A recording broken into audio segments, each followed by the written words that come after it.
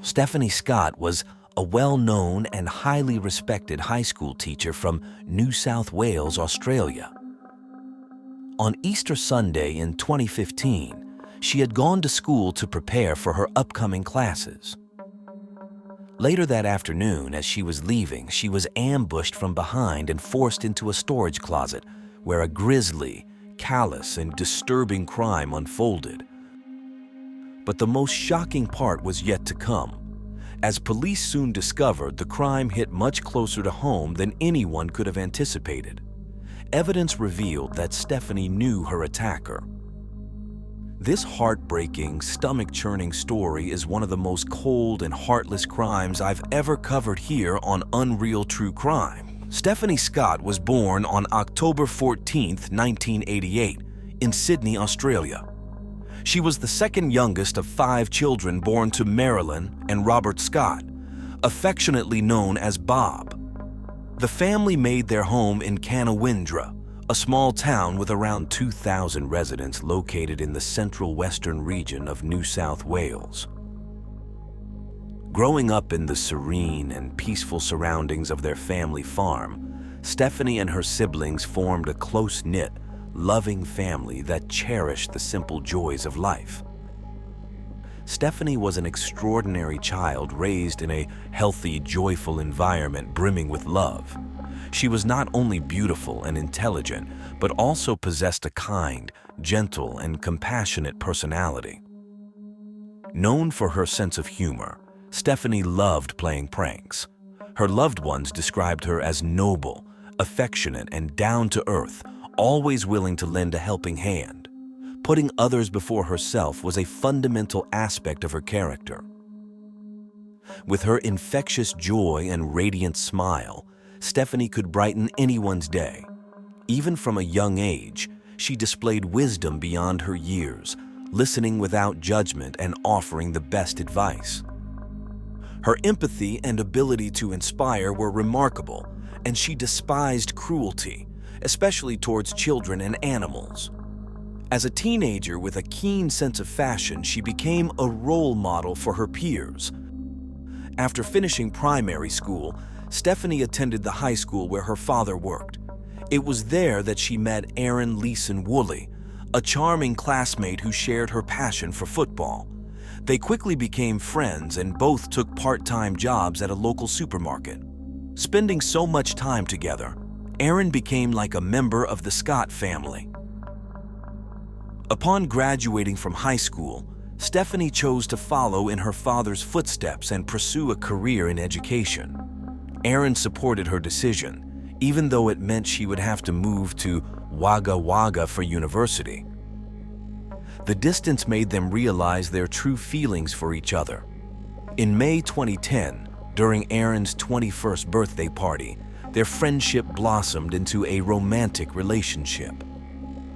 Despite the physical distance, they maintained their bond through frequent visits, shared holidays, and constant communication via phone and text. Their relationship grew stronger with each passing day, and everyone believed they were meant to be together. After Stephanie graduated and returned home, she received a job offer in another town.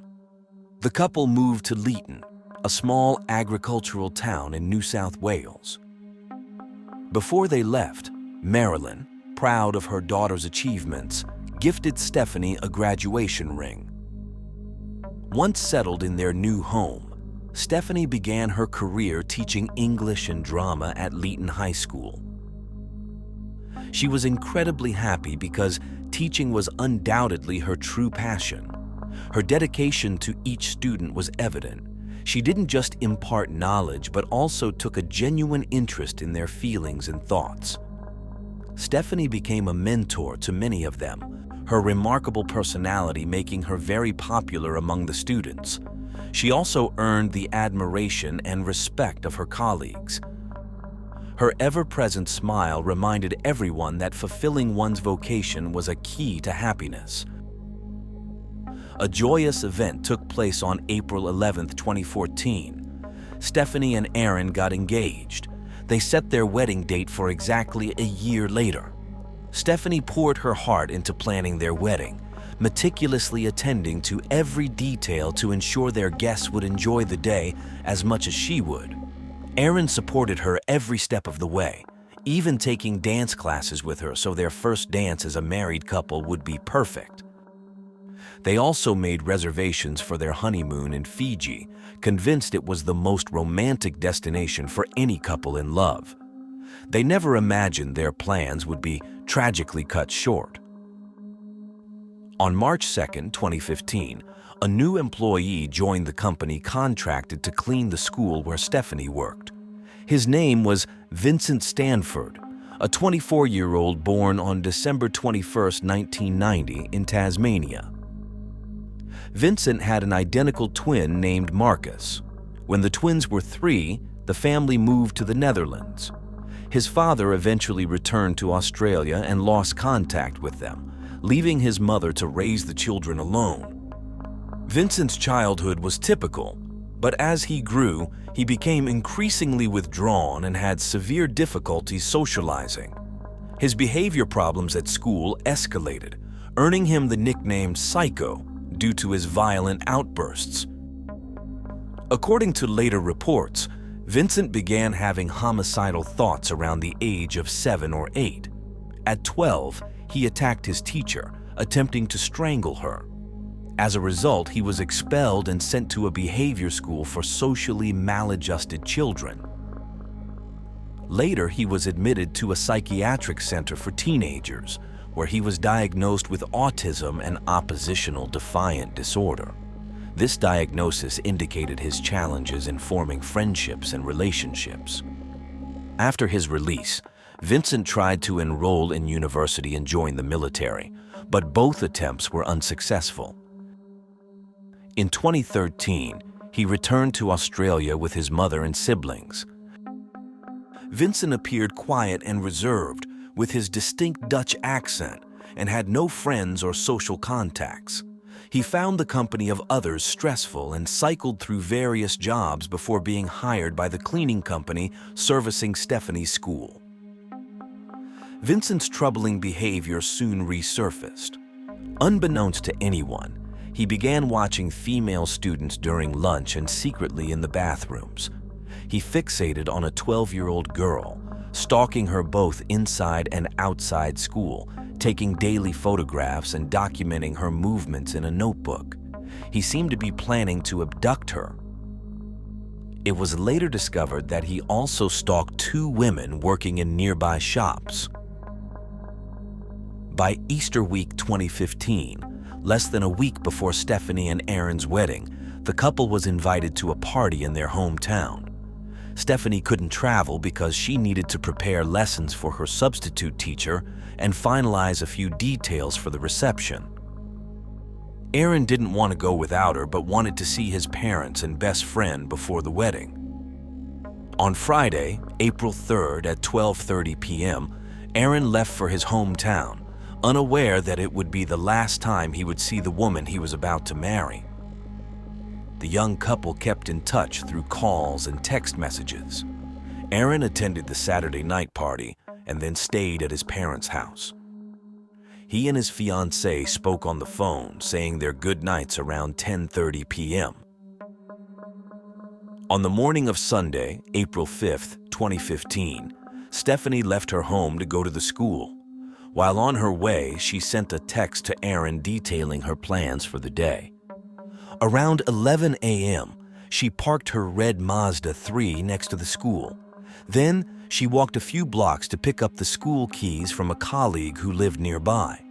Her co-worker accompanied her back to the school and watched as she entered and locked the front door behind her.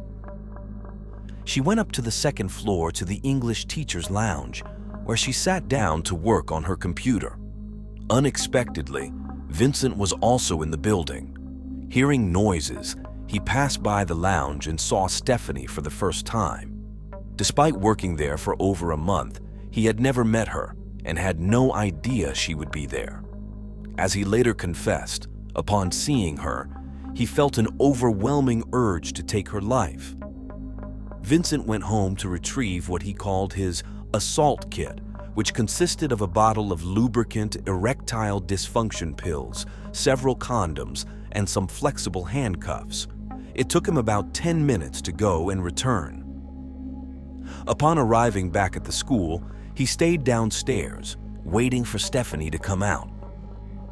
Around 1 p.m., Stephanie sent an email to the bus driver who would transport the wedding guests from the ceremony to the reception hall, confirming that she had made the final payment to secure the service. An hour later, she finished her work, turned off her laptop, and packed up to leave. She retraced her steps back to the main entrance, walking down the corridor towards the large metal gate. Almost there, she encountered Vincent. She smiled and wished him a happy Easter. As she was taking her keys out of her bag, Vincent grabbed her from behind and covered her mouth with his hand. Terrified, the 26-year-old tried to scream for help and kicked and scratched, trying to escape. But he overpowered her and dragged her down the hallway into a dark photo development room. Once inside, Stephanie tried to flee, but Vincent violently pushed her to the floor. He used his left arm to pin her down by her throat and began savagely punching her face with his right fist for almost a minute, repeatedly, until she was unconscious. He then put on a condom and sexually assaulted her. Afterward, he took out a knife and inflicted several severe wounds to her neck. Once he was sure Stephanie was no longer breathing, he left the knife on the floor and went home to eat lunch.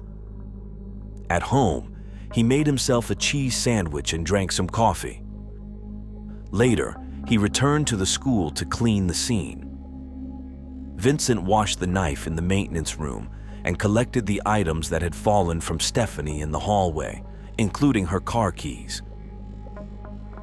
He then moved her Mazda to the other side of the school. Returning to Stephanie, he placed yellow adhesive tape around her neck to contain the bleeding.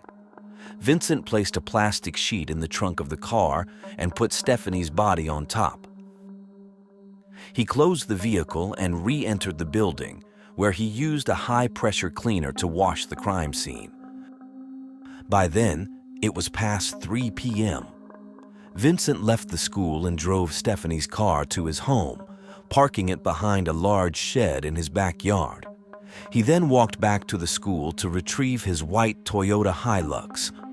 Upon arrival, Vincent removed the floorboards from the dark room, which were soaked with the young woman's bodily fluids.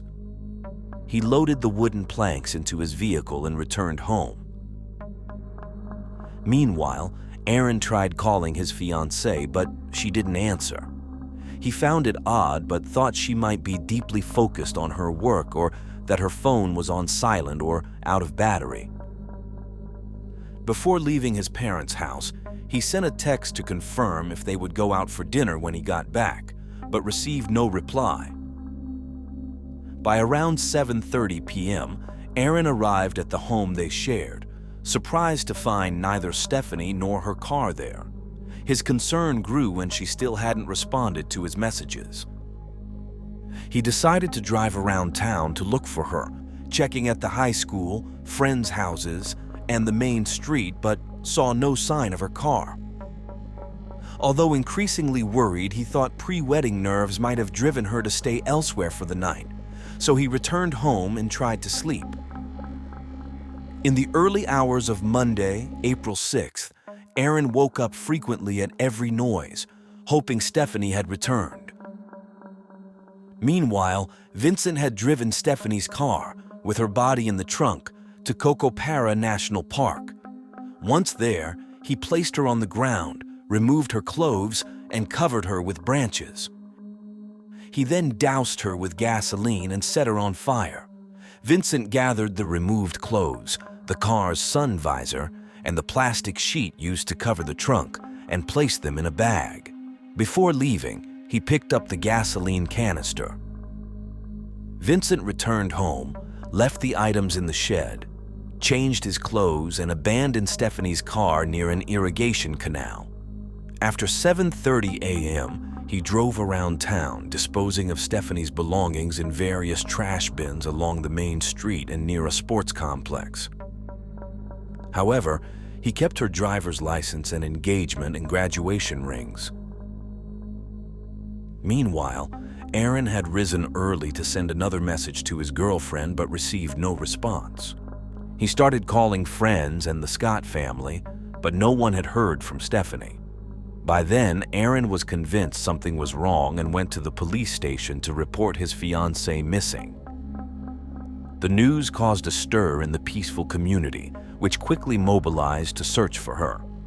The police immediately launched an operation and triangulated Stephanie's cell phone, but it was either turned off or not functioning. Checking her bank accounts revealed the last transaction occurred on Easter Saturday, and there were no recent social media posts or interactions. When detectives interviewed Stephanie's family, they were seriously concerned and made it clear she wouldn't disappear voluntarily, convinced something terrible had happened. At 8 a.m. on April 7, 2015, the police requested information via social media and the press. The case quickly garnered extensive coverage. A distraught Aaron appeared on television, pleading for his fiancée to call him. Detectives visited the high school searching for clues and inspected Stephanie's classroom. They checked the alarm system to confirm the time she had deactivated and reactivated it, establishing the duration she had been on the premises. Forensic services and a K-9 unit also arrived to search for evidence not immediately visible. By late Tuesday afternoon, a large group of Stephanie's family and friends gathered, desperate to enter the school, fearing she might be held captive on the grounds. The police convinced them not to force entry. It was then that a neighbor mentioned seeing Vincent, the school cleaner, working on Easter Sunday with his vehicle parked at the institution. Officers went to his house and, when questioned, Vincent admitted being at the school briefly to take out the trash. He denied knowing or seeing Stephanie there and wished them luck in their search, a comment that aroused suspicion in the detectives. The next day, April 8th, they decided to question him again. Since Vincent wasn't home, the police asked his mother to tell her son to contact them. Vincent had gone to the post office to mail a package containing Stephanie's rings and license to his brother. He then texted his brother to ask him to keep the package safe. By around 11 a.m., Vincent arrived at the police station and gave a statement to the detectives. He claimed he had been cleaning the school all weekend and hadn't seen anyone else there, except for some skateboarders who were later identified and interviewed. He added that he went to a supermarket afterward to buy food. This detail caught the officers' attention since they knew the name store was closed on Sundays. They contacted the store manager, who confirmed they were closed for Easter. An hour later, a special task force was activated to investigate the suspicious disappearance of the teacher. The team was composed of specialized agents and was implemented when cases became complex in Australia. The first thing the agents did was interview Vincent's employer, who told them that all his workers had time off for Easter, so Vincent shouldn't have been at the school those days. Detectives then called Vincent to confirm the supermarket story. He repeated his false account, making him the prime suspect. At 6 p.m., the detectives arrived at Vincent's residence. He wasn't there, but his mother and brother were. His mother consented to a search of the house. In Vincent's room, they found a set of keys on a red and white cord matching the description of the keys given to Stephanie by her colleague to access the school. They also found an empty condom wrapper and some unopened ones on the floor. Outside, they noticed fresh tire tracks leading from the front of the house to the backyard that didn't match Vincent's truck. At the end of the tracks, they found a used condom and yellow tape, prompting the agents to declare the area a crime scene. Vincent's family was escorted to the police station. Meanwhile, Vincent had returned to the location where he had abandoned Stephanie's body, taking photos. As he later revealed in an interview, he returned to see if she was still there or if wild animals had taken her. Unbeknownst to him, a group of Boy Scouts camping in the park had taken a photo at 5:34 p.m. that day, which would later be crucial. When Vincent returned home, he told the detectives he had been taking photos. A digital camera was on the passenger seat of his truck, and in the back were wooden planks with reddish stains. The vehicle was confiscated, and detectives asked Vincent to accompany them to the police station. Upon turning on the camera, the investigators saw the first image, burnt human remains in a bush, resembling a woman's body. At the station, Vincent continued denying any contact with Stephanie or her car. Although not yet under arrest, the conversation was recorded with his consent. They questioned Vincent about the various scratches on his face and right forearm. He explained that a week prior, he had hit his head and collided with tree branches. As for the photos found on his camera, Vincent claimed they were from a horror movie he downloaded from the internet because he found them amusing. After the interview, Vincent was placed under arrest and given the opportunity to speak with a lawyer, which he declined. However, he agreed to undergo several forensic tests, including a medical examination of his injuries with photographs and measurements, as well as nail scrapings and a mouth swab for DNA analysis. Once the results were in, the investigators had no doubt. Vincent was charged with the crime against Stephanie Scott, denied bail, and taken to jail. When Vincent's brother learned of his brother's arrest, he opened the package and found Stephanie's driver's license and photographed it before burning it. He kept the rings, awaiting further instructions from Vincent. The detectives analyzed Vincent's truck. The GPS system had recorded a trip to Cocopara National Park, and material found on the wheel arches indicated the vehicle had traveled on a gravel or dirt road. Additionally, a closed condom and a cell phone were discovered under the passenger seat. The stains on the wooden planks recovered from the truck were confirmed to be biological fluids matching Stephanie's genetic profile. On the morning of April 9, 2015, the police notified the Scott family of Vincent's arrest and the charges against him, including the photos found on his camera. They withheld the fact that the remains were burnt. However, the information about the burned body leaked to the national media, devastating Stephanie's loved ones. That same day, at 9:30 a.m., a car matching the description of Stephanie's car was found. The area was declared a crime scene, and the vehicle was taken for forensic analysis. Specialists found traces of fluids in the trunk and on the rear bumper, which matched Stephanie's DNA. There were also traces of Vincent's genetic code. A subsequent thorough forensic examination of the Stanford residence uncovered the plastic used to cover the Mazda's trunk and an empty gasoline can behind the shed. Inside, they found Stephanie's keys, a red bra identified by her family, and the sharp weapon used to kill her. In a closet, they discovered a bottle of lubricant, several condoms, and flexible handcuffs, all stained with the victim's blood. They seized a computer from Vincent's bedroom, which was later examined by the Electronic Evidence Unit. The hard drive contained numerous images of crimes, sexual assaults, and other disturbing content involving animals, as well as bomb-making materials and surveillance photos and videos of women and students. They also found that Vincent had spent the early hours of April 5th searching the internet for information about knives and had previously researched about abducting women and teachers. Additionally, he had looked into leg cuffs and made an online purchase of flexible handcuffs and a dagger-style knife. At 8 a.m. on April 10, 2015, a witness came forward at the police station, reporting that around 4 p.m. on Monday, they saw a vehicle resembling Vincent's parked by the main irrigation canal. The man said he saw someone throw a laptop into the water before running back to the truck and leaving. The next day, police divers retrieved the device. Forensic technology specialists dried it quickly, downloaded its contents, and confirmed it belonged to Stephanie. Despite police efforts, Stephanie's body remained missing.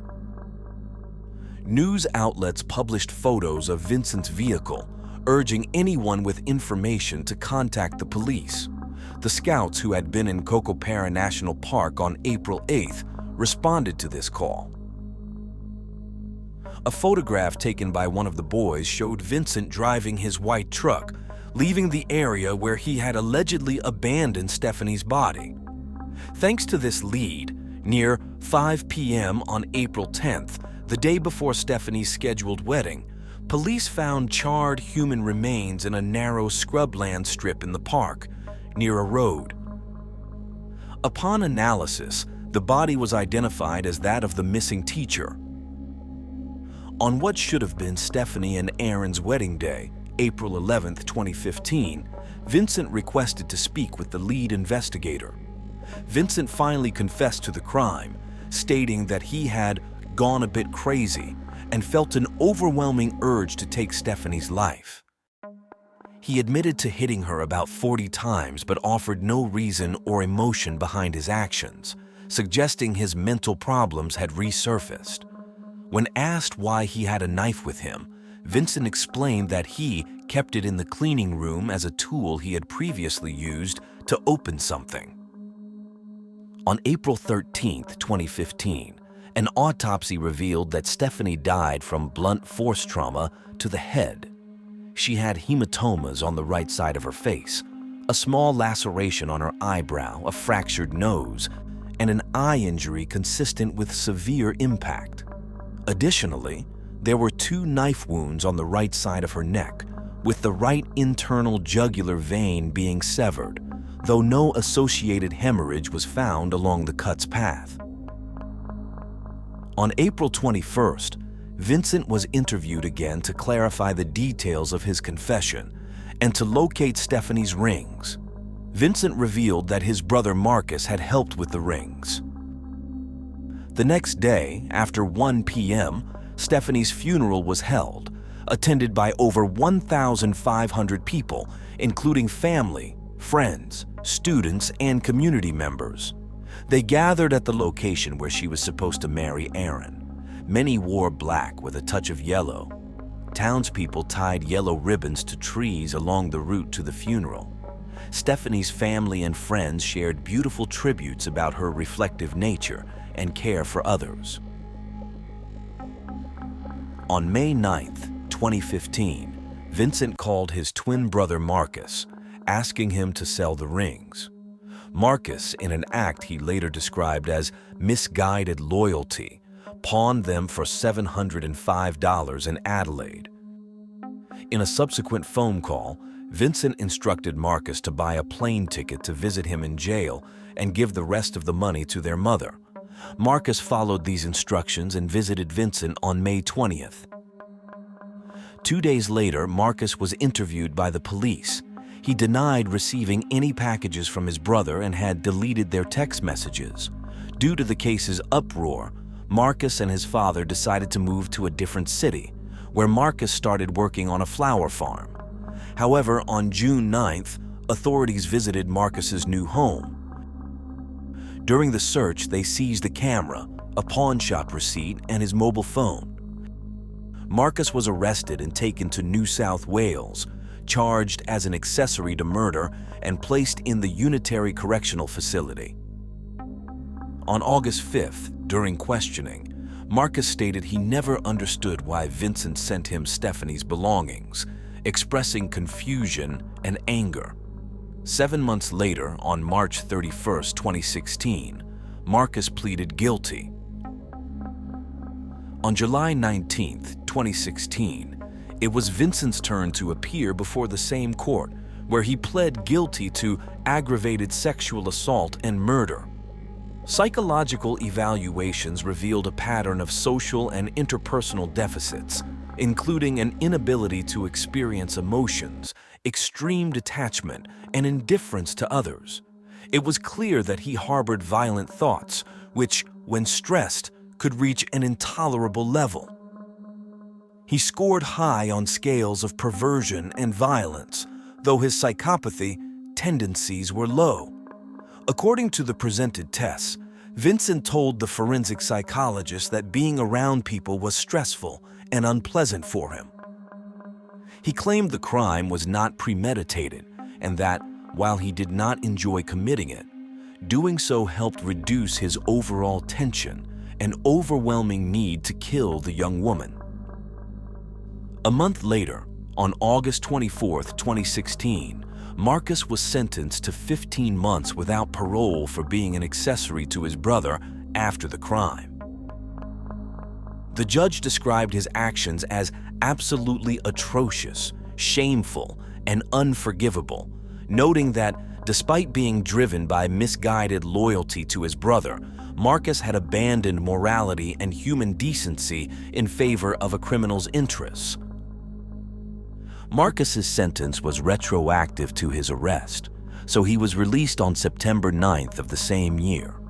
Despite nearly 60,000 people signing an online petition to appeal his sentence as insufficient, Marcus expressed regret for helping his brother and publicly apologized, assuring he no longer wanted anything to do with Vincent. He returned to his father's home, but they had to move due to local hostility. They relocated to a rural town in New South Wales, keeping a low profile.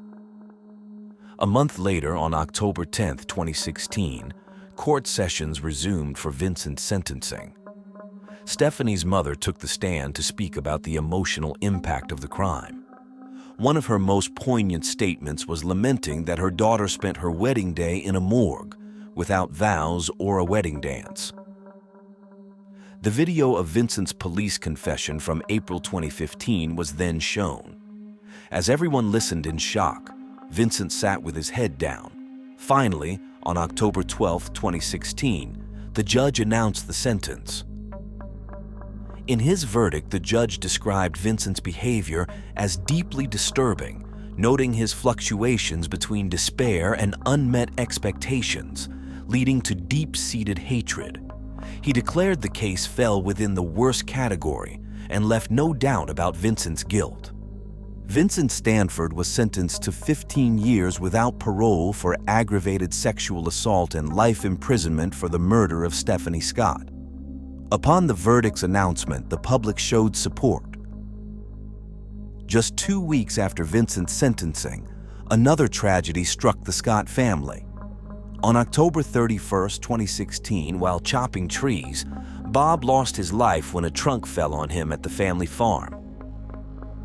In 2018, the Scott family initiated legal action against the New South Wales Department of Education and the cleaning company that employed Vincent, citing ongoing nervous shock, a legal term for permanent psychiatric distress following a relative's death. In June 2020, both parties reached an out-of-court settlement with details kept confidential, and the Scotts received compensation. Aaron managed to rebuild his life. 5 years after the tragedy, on July 7, 2020, he announced his engagement on social media. He got married in December of that year and 2 years later welcomed a daughter named Sienna. Many consider Stephanie Scott's murder one of the most heinous crimes in recent Australian history. Such a cruel and inhuman act shook the entire country.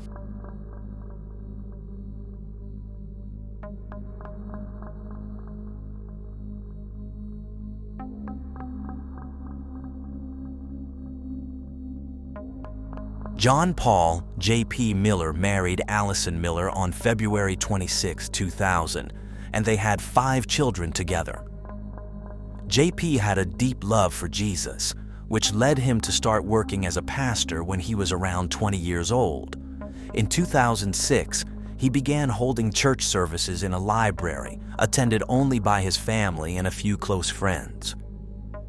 After some time, J.P. constructed his own church. When J.P. was 28, he met Micah, who was just 14 years old at the time. Micah and her family moved to Myrtle Beach in 2008, and that's where Micah and J.P. met at his church. Micah even worked as a babysitter for JP and Allison.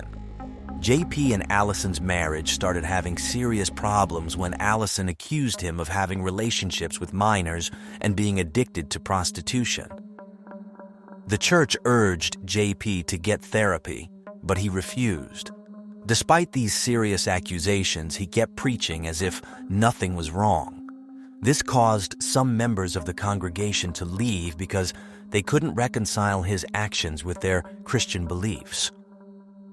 In 2015, JP and Micah began a secret relationship, although it wasn't really a secret because Allison eventually caught them in the act.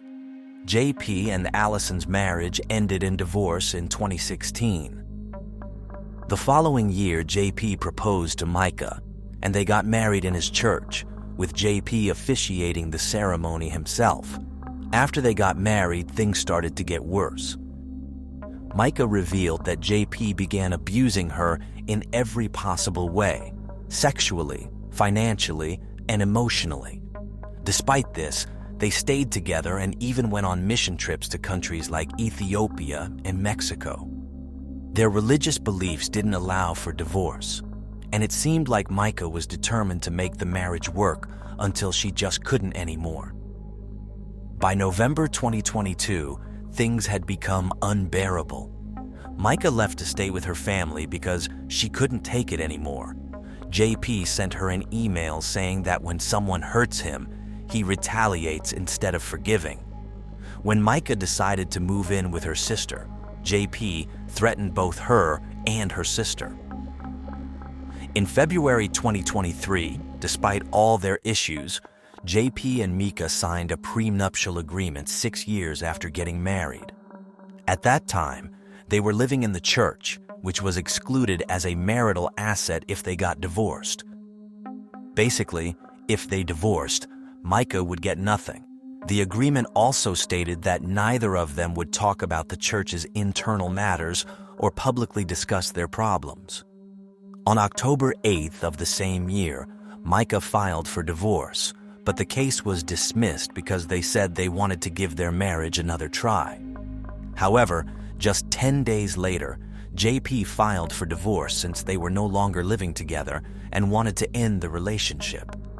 This case was also eventually withdrawn. JP didn't stick to the terms of the prenuptial agreement. During his sermons, he often talked about the problems he was having with Micah, telling the congregation that she had mental health issues. Many church members, seeing how JP was talking about his wife, felt sorry for Micah and offered her their support. By this time, JP had already set his sights on another woman. He openly said that his plan was to pray, get rich, and find himself a hot woman. JP also claimed that his enemies had tried to harm him, referring to Micah during their heated arguments, but he said it didn't bother him at all. He claimed to pray for them, hoping they would find repentance, but insisted that their actions were not against him, but against the kingdom of God. In February 2024, Micah was admitted to a mental institution. On the day she was set to be discharged, the doctors and nurses informed her that her husband had taken her wallet and car keys. When Micah was finally released, JP was nowhere to be found, and her car wasn't where it had been parked. She called the police to report that her husband had stolen her belongings and had been manipulating her since they met, making her appear insane.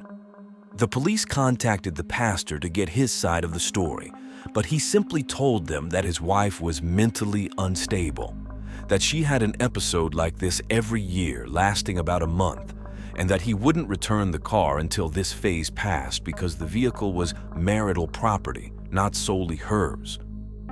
There wasn't much the police could do, as no crime had technically been committed and they weren't divorced. Throughout the story, it becomes clear that the relationship between the two was severely strained, with JP constantly slandering his wife and portraying her as mentally ill, something that must have been infuriating for her. If things were bad before, they were about to get much worse. Then another episode happened and Micah had to call the police again.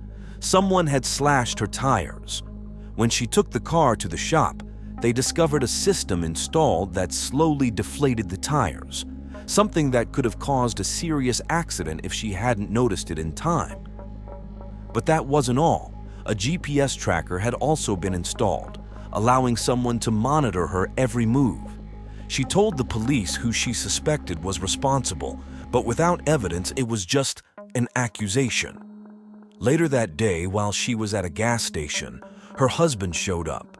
She told him she didn't want to talk and asked him to leave her alone. He reacted violently, threatening to post a topless photo of her on Facebook, to which she replied that she would press charges if he did. Micah recorded the entire interaction. The pastor left, but he continued to follow her. Micah called the police again, and an officer met her at her location. While she was explaining everything that had been happening, she received a call from an anonymous number. The officer told him to leave her alone, to stop contacting her, and warned that if he didn't, a restraining order would be issued. Micah told the officer she feared for her life, explaining that since she was 14 years old when they first met, he had been trying to control everything she did, including whom she spoke with, to mold her into his way of thinking. Later that same day, Micah contacted the police again, this time requesting a restraining order. The officer met with her again and confirmed that a GPS tracker had indeed been installed to monitor her movements. And as they were talking, JP appeared. By this point, things were seriously deteriorating. Micah called the police multiple times, yet nothing was done, and JP continued to do as he pleased, stalking her, installing a GPS, deflating her tires, and behaving as though he had absolute control over her. Some days later, Micah posted a video on her Facebook account. In the video, she urges people in abusive situations to share it, hoping it might help someone. With a heavy heart, she says, "There are many women who have reached out to me because they are in abusive situations. I just want to say what so many people have been telling me lately. I knew it, but I had pushed it to the back of my mind because of my situation. You are the bride of Christ first before anyone else, regardless of your gender. Abuse is abuse, and you are Christ's bride. My Bible says that He Himself endured all the suffering you can imagine for you, so you wouldn't have to live a life of slavery and pain. Abuse, whether it's sexual, physical, emotional, or mental, is never your fault. God hates divorce, but what He hates even more is abuse." Then, Micah filed for divorce, and 2 days later, she made her last post, which featured an image that read, "Success is not always what you see." On the 27th of April, Micah was captured on her home security camera leaving her house. Other cameras caught her buying a handgun and ammunition. She bought a sandwich and headed to a state park in Northern Carolina. Soon after, 911 received a call. Robinson County 911, what's the address of your emergency? Hi, are you able to trace the location of my phone? You don't know where you're at? A national park Where's the park located at? in Fair Bluff. I have my location on, I think, on my phone. Find my phone is on. I just did my my location. Are you at the Lumber River State Park? Yeah, that's where I am. I'm about to kill myself, and I just want my family to know where to find me. Okay, ma'am. Just listen to what I'm saying, okay? Let me make sure I got the exact location where you're at, okay? Just 1 minute. Authorities were notified, and a drone was dispatched to survey the park to determine if this was a genuine emergency. The drone located her car, which was parked, and a fisherman later reported finding a wallet with the ID of Micah Miller after hearing a woman crying. He found it in the water, where they also discovered Micah's lifeless body. After confirming that just 2 days earlier, a divorce filing had been made and a restraining order was issued, the North Carolina police investigated John Paul's whereabouts at the time of the incident. Neither he nor his lover were in the city. There are camera recordings of his car driving on a state highway, but there's no way to confirm if he was actually driving. Only a blood alcohol test was performed on Micah's body, but no autopsy was conducted, which should have included a toxicology report and an examination of the trajectory and cause of the gunshot. This would have ensured that it was self-inflicted and not caused by someone else. It appears that the shot was to the head with no exit wound, and her death was ruled a suicide. John Paul was given control over Micah's body, and he decided to have her cremated. But before doing so, just 1 day after Micah's body was found, on the 28th, JP gave a sermon at his church. "We're not going to do an altar call today. Instead, I'm going to have you stand up and I'm going to make an announcement. And after the announcement, I'm going to ask that you leave church quietly and don't talk about the announcement here in the building, please, if you can, so y'all can stand to your feet. Before I make the announcement, I also want to say that my request to you is that you will continue to come to church and serve and give for the next, little bit. 'Cause I'm taking a little bit of a break, and I don't want to have to worry about the church. My break may be a few days, a few weeks, I don't know. I got a call late last night. My wife has passed away. And yeah, it was self-induced, and it was up in North Carolina. And we're gonna have a funeral for her next Sunday here at 3 p.m. And so it's all I can. Yeah, I'm just kind of going on adrenaline right now. So y'all pray for me and my kids and everybody. And she wasn't. Y'all knew that she wasn't well mentally, and that she needed her medicine that was hard to get to her. 3 days after her death, JP officiated a funeral for his wife, while her family held a separate one. Shortly after Micah's death, John Paul sent a message to a group chat with her family. This is what happens when you encourage someone to divorce the person they love and tell them they don't need medication and aren't sick when they really are. Great job. Micah's sister responded, "It's easy to blame others when that's all you know how to do. No one told her to stop her medication. Get that into your head. You drove her insane, plain and simple, and the surgery you forced her to get pushed her over the edge. How dare you even contact us and speak like this?" The surgery her sister referred to was a breast augmentation that the pastor had pressured his wife into getting. Micah's family started expressing numerous doubts about the circumstances of her death. To begin with, they noticed bruises on her back and scratches on her hand. The office that examined her body claimed that these might have been from when she was pulled out of the water. And since no autopsy was conducted and her body had been cremated, these doubts could not be investigated.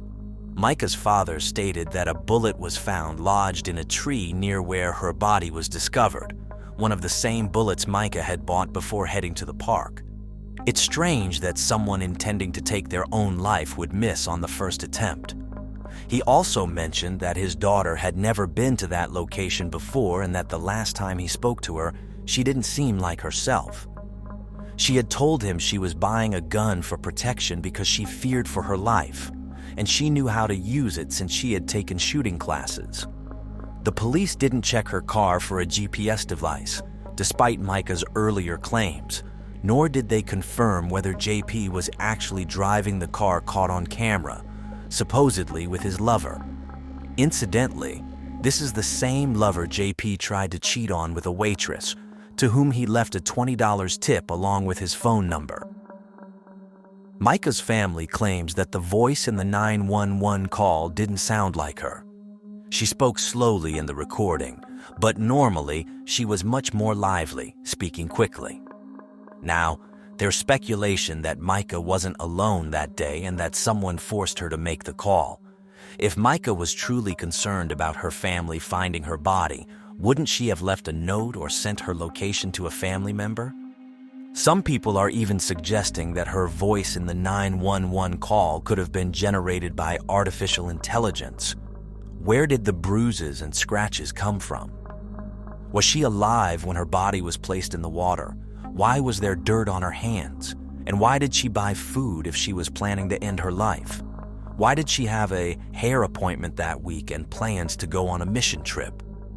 Micah was, by all accounts, happier than she had been in a long time, finally thinking about living her life on her own, away from this man. So, why wasn't an autopsy performed? There are so many unanswered questions. This case has become a major topic in the U.S., prompting the FBI to launch its own investigation. JP's lover spoke out, referring to Micah as mentally ill and claiming she wasn't taking her medication. This woman didn't even know Micah, only what JP told her, and he was unfaithful to her, or at least tried to be. Second, the waitress JP was flirting with, to whom he sent bikini photo requests, has also come forward, sharing the messages he sent her. Just days after Micah's death, this man reached out to her again, asking how she was doing. She responded that she was fine and asked how he was, to which he replied, "Just dealing with a lot of stuff these days." The husband of JP's lover had a tragic accident that left him paralyzed. One night, while in his wheelchair near a pool, he fell in and drowned. John Paul officiated his funeral and then got involved with his widow. The Solid Rock Church website is currently offline. There were rumors that JP had been expelled from the church. There are times in life when many, if not all of us, go through low points, anxiety, and fear. Having someone beside you who is trying to make you feel like you're losing your mind only exacerbates these feelings, making you seem truly insane. And there are more people like that out there than we think. Micah knew JP was one of them, and she made sure to record many of their arguments. She even told her sister, "If I ever disappear, I didn't do it. It was John Paul."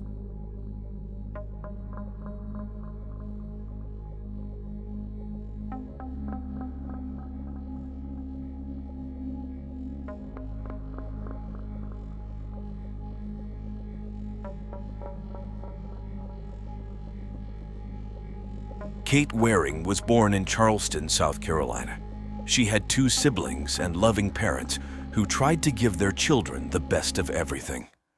From a young age, Kate showed a deep affection for animals and began volunteering at various shelters during her teenage years. She was also a dancer, had many friends, and was a very positive person. Everyone thought she had grown up in a very good environment, and to some extent, this was true. But one day everything changed. Just before going to college, Kate confided in her parents that someone close to their family had abused her when she was younger. She apparently did not reveal the identity of the individual, as this information is not found anywhere. The revelation was a real shock to Kate's parents. They had no idea what their daughter had been going through for years. After sharing this terrible secret, her mother and father did everything they could to help her, but the consequences of such trauma only seemed to worsen over time. Initially, Kate struggled with alcohol and later with illegal substances. At one point, her parents suggested she undergo therapy, which she accepted. They also encouraged her to move back home and live with her family, which supposedly would also help her cope with her problems. By then, Kate was an adult and lived separately, but despite everything, she agreed to return home. At first, it seemed that therapy was truly having a positive effect, but Kate continued to be unable to shake off the heavy burden of the past and start living life to the fullest. The psychiatrist she visited diagnosed her with depression. But at one point, everything changed. Her father, who was always concerned and striving to help her, suggested taking a trip to any part of the world she chose. Kate was excited by the idea and soon decided she wanted to travel beyond the Arctic Circle. Her dream was to see polar bears, and despite her sad experience, she still felt a great love for animals. They began to look for suitable tours and soon bought tickets for a trip to the Arctic Circle by boat. Kate was eager to embark on this exciting journey. At that point, her parents saw her depressive state being replaced by a cheerful and positive attitude. When they finally took the trip, Kate was delighted. She and her parents had a great time, and she experienced many positive emotions on the boat that took them to the Arctic Circle, where Kate met another Russian tourist. They kept in touch throughout the trip and continued writing to each other afterward. Kate grew fond of him, and sometime after returning home, she decided to go to Russia. There they reunited, and she even considered staying longer in the country, but was prevented from doing so by visa issues, forcing Kate to return home. Despite this, it seemed that Kate had finally managed to overcome her depression. She planned to resolve her visa issues back home and even started writing a book for her children. It seemed her life was finally getting better.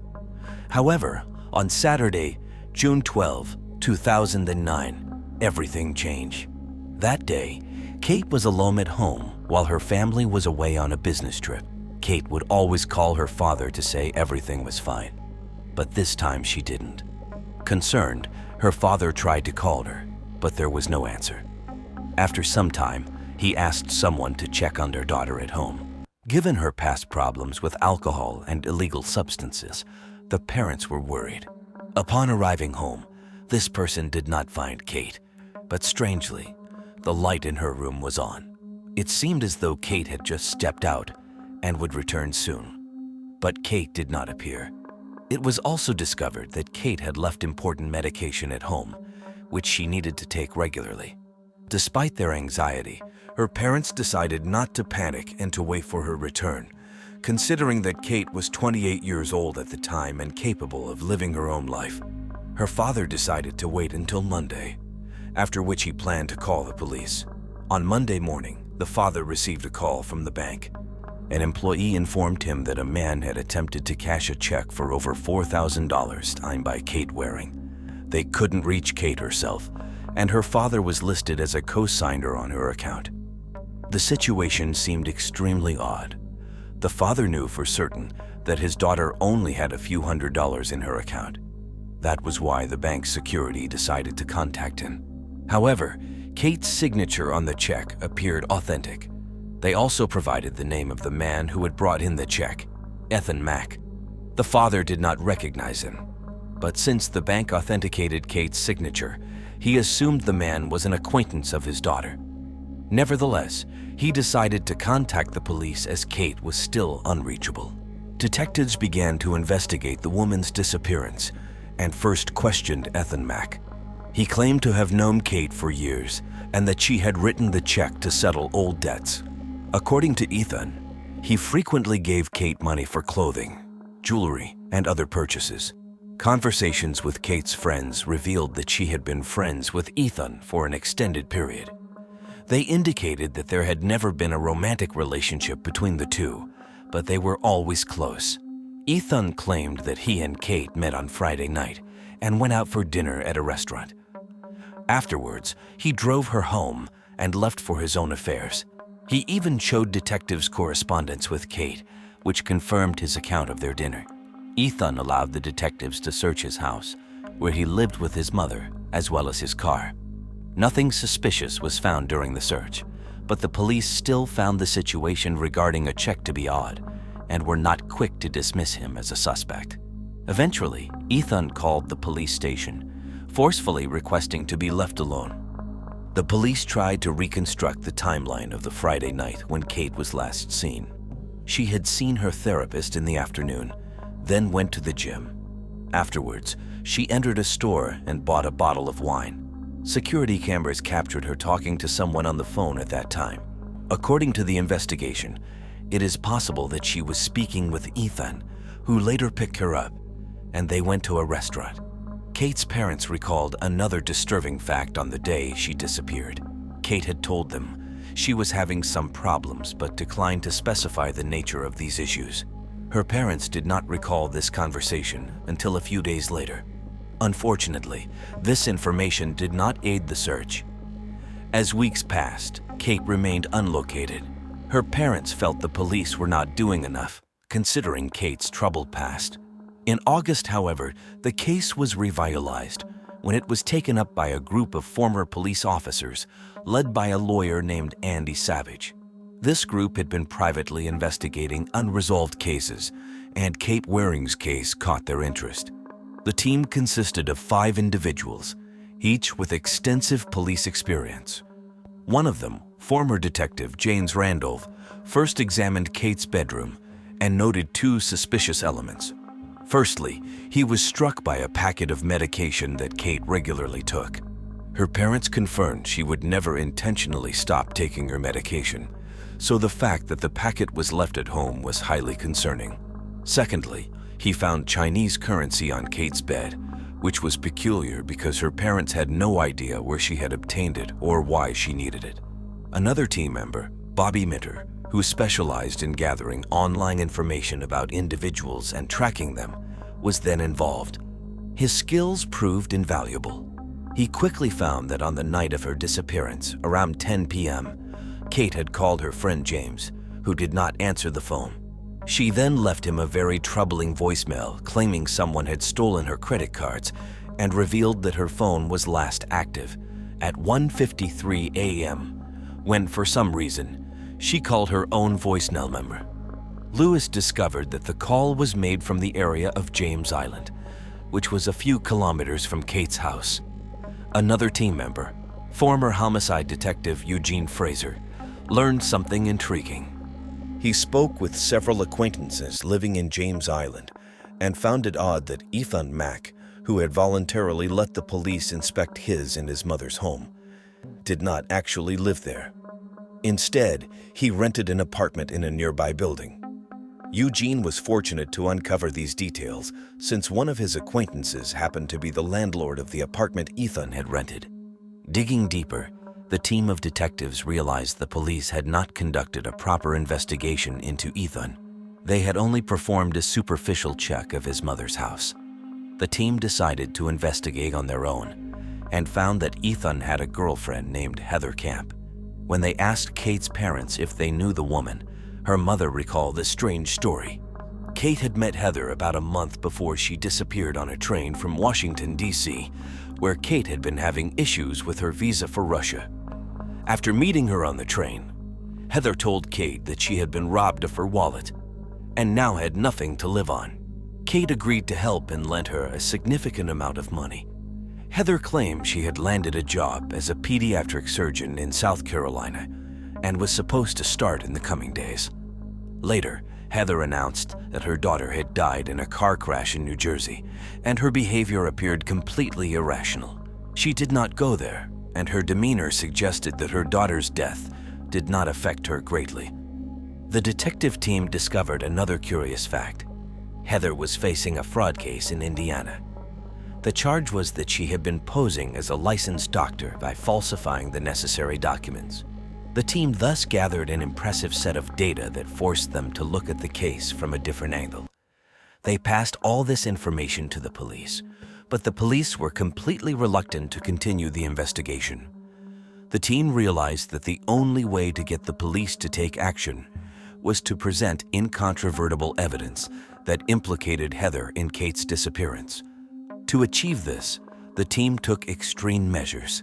First, they asked the person who rented the apartment to Ethan Mack to install a hidden camera in front of his apartment door. Moreover, they installed a hidden GPS tracker in Ethan's car. This allowed the team to monitor his movements and see what he was doing. It didn't take long to bear fruit. After examining Ethan's travel patterns, the detectives discovered that he had stopped at numerous pawn shops around the city. They followed his trail and found out that at each of these pawn shops, the man was selling various pieces of jewelry in small batches. Unfortunately, they couldn't ascertain if the jewelry belonged to Kate, but the detectives felt they were getting closer to a clue. After some time, they encountered a serious problem. The landlord of the apartment where Ethan and Heather were staying informed them that he was going to evict them for non-payment. The teen realized that if he did, they would lose the chance to watch their behavior and movements. So, they made an effort to persuade the landlord not to do it. Along with this, the detectives urgently devised a new plan. They asked the landlord to give Ethan and Heather an extra period to pay the rent, but with one condition. Both had to sign an agreement committing to clear this debt in any case. This strategy worked. As soon as the landlord gave the team this contract, they sent it immediately to the laboratory. The objective was simple: to compare the handwriting of Ethan and Heather with Kate's signature on the check for $4,000. And here they had a pleasant breakthrough. The handwriting expert confirmed with absolute certainty that the signature on the check was from the same person who had signed Heather's name on the contract. This meant that it was Heather who had forged Kate's signature. But the team was well aware that the sluggish police would still not want to listen to them. They had to find something else and devised a new plan. They convinced the landlord to go along with it, and he told Ethan that the apartment needed to be treated for insects. The team leader put on an exterminator's suit and went to the apartment with the landlord. Before, the detectives waited until Ethan had left the apartment. Realizing that his car had moved away from the house, the investigator and the landlord entered. They faced an unpleasant surprise. Ethan was at home. It turned out Heather was driving his car, but it was too late to cancel the whole operation. So the investigator had to change the plan. They kept insisting on the necessity of fumigating and asked Ethan to wait outside the apartment while the dangerous chemicals were sprayed. Ethan, suspecting nothing, agreed and left. At the same time, the investigator began to carefully search the apartment for any evidence that could link Ethan to Kate's disappearance. He noticed Ethan's backpack and examined its contents. There awaited their first clue: Chinese money. As we recall, the same notes were on Kate's bed, but that's where their luck ran out. He couldn't find any other potential clues. He and the landlord pretended to complete the treatment and left. The team needed a new plan again. Upon reviewing the footage from the camera in front of Ethan's apartment, they realized that there was a man who entered very often. It turned out to be a neighbor of the couple named Terry Williams. The detectives speculated that he might know something about Ethan and Heather's involvement in Kate's disappearance. So the team took a risky step. They decided to offer Williams a significant sum of money if he told the police what his friends had done to Kate. They took the bag of money and went to Williams's apartment with this offer, but here the detectives were met with a quite unexpected twist.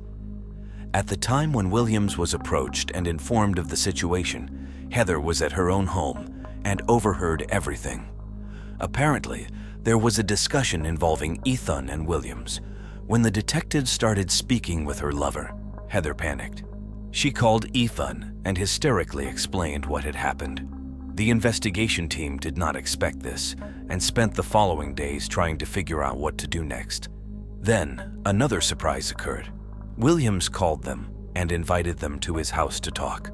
The detectives arrived at his apartment, and Williams spoke up. He claimed that Ethan and Heather had not directly told him anything, but he suspected that the couple had done something wrong to Kate. He then took an iPod from the shelf and revealed that Heather had given it to him shortly after Kate's disappearance, and Williams had assumed that the player belonged to Kate. The team examined the iPod, and thanks to its serial number, was able to confirm that it belonged to Kate. This set of clues was sufficient for them to return to the police department. This time, the local police could no longer dismiss the case. After reviewing all the evidence the team had uncovered, they finally arrested Ethan and Heather. During the initial interrogation, Heather agreed to cooperate with the investigation in exchange for a reduced sentence. She claimed that Kate's body was on Wadmalaw Island, about 20 miles from her house. The police sent a search team and scoured the area all day, but Kate's body was not there. It soon became clear that Heather had misled them. Then, Andy Savage decided to employ another tactic. He realized that Heather was probably directly involved in Kate's murder, so he met with her and promised to help. Andy offered her a deal. He would do what was necessary to get her off the forgery charges, and in return, she would have to reveal the exact location of Kate's body. Heather, believing it was her only chance, agreed. She indicated that Kate's body was still on the outskirts of Wadmalaw Island and gave a detailed description of the location. The team of detectives decided to go there without the police and faced disappointment. They did not find Kate, but they returned the next day and finally made a discovery. They found the remains of the young woman. The forensic doctors could not determine the cause of death, but the culprits soon began to confess. In August 2009, Heather signed a confession for murder, obstruction of justice, and bank check forgery. The police discovered that she had been committing fraud for years and had selected Kate as her next victim during a trip from Washington. Later, she met Ethan and started a relationship with him. As for Ethan, he was not quick to plead guilty, and his trial began in October 2010.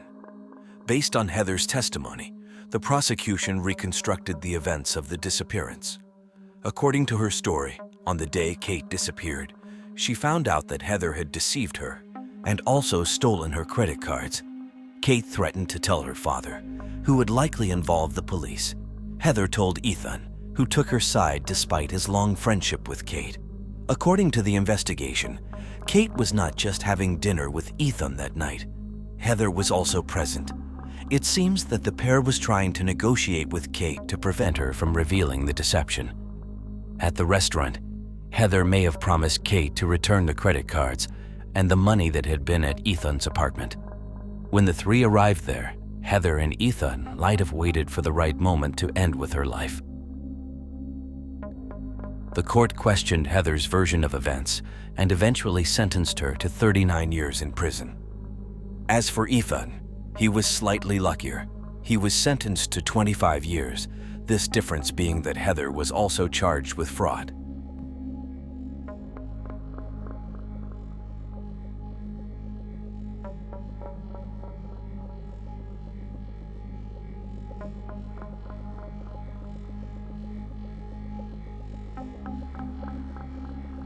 In the heart of Buenos Aires, Argentina, a vibrant soul named Natalia Melman came into the world on the 13th of March in the year 1986.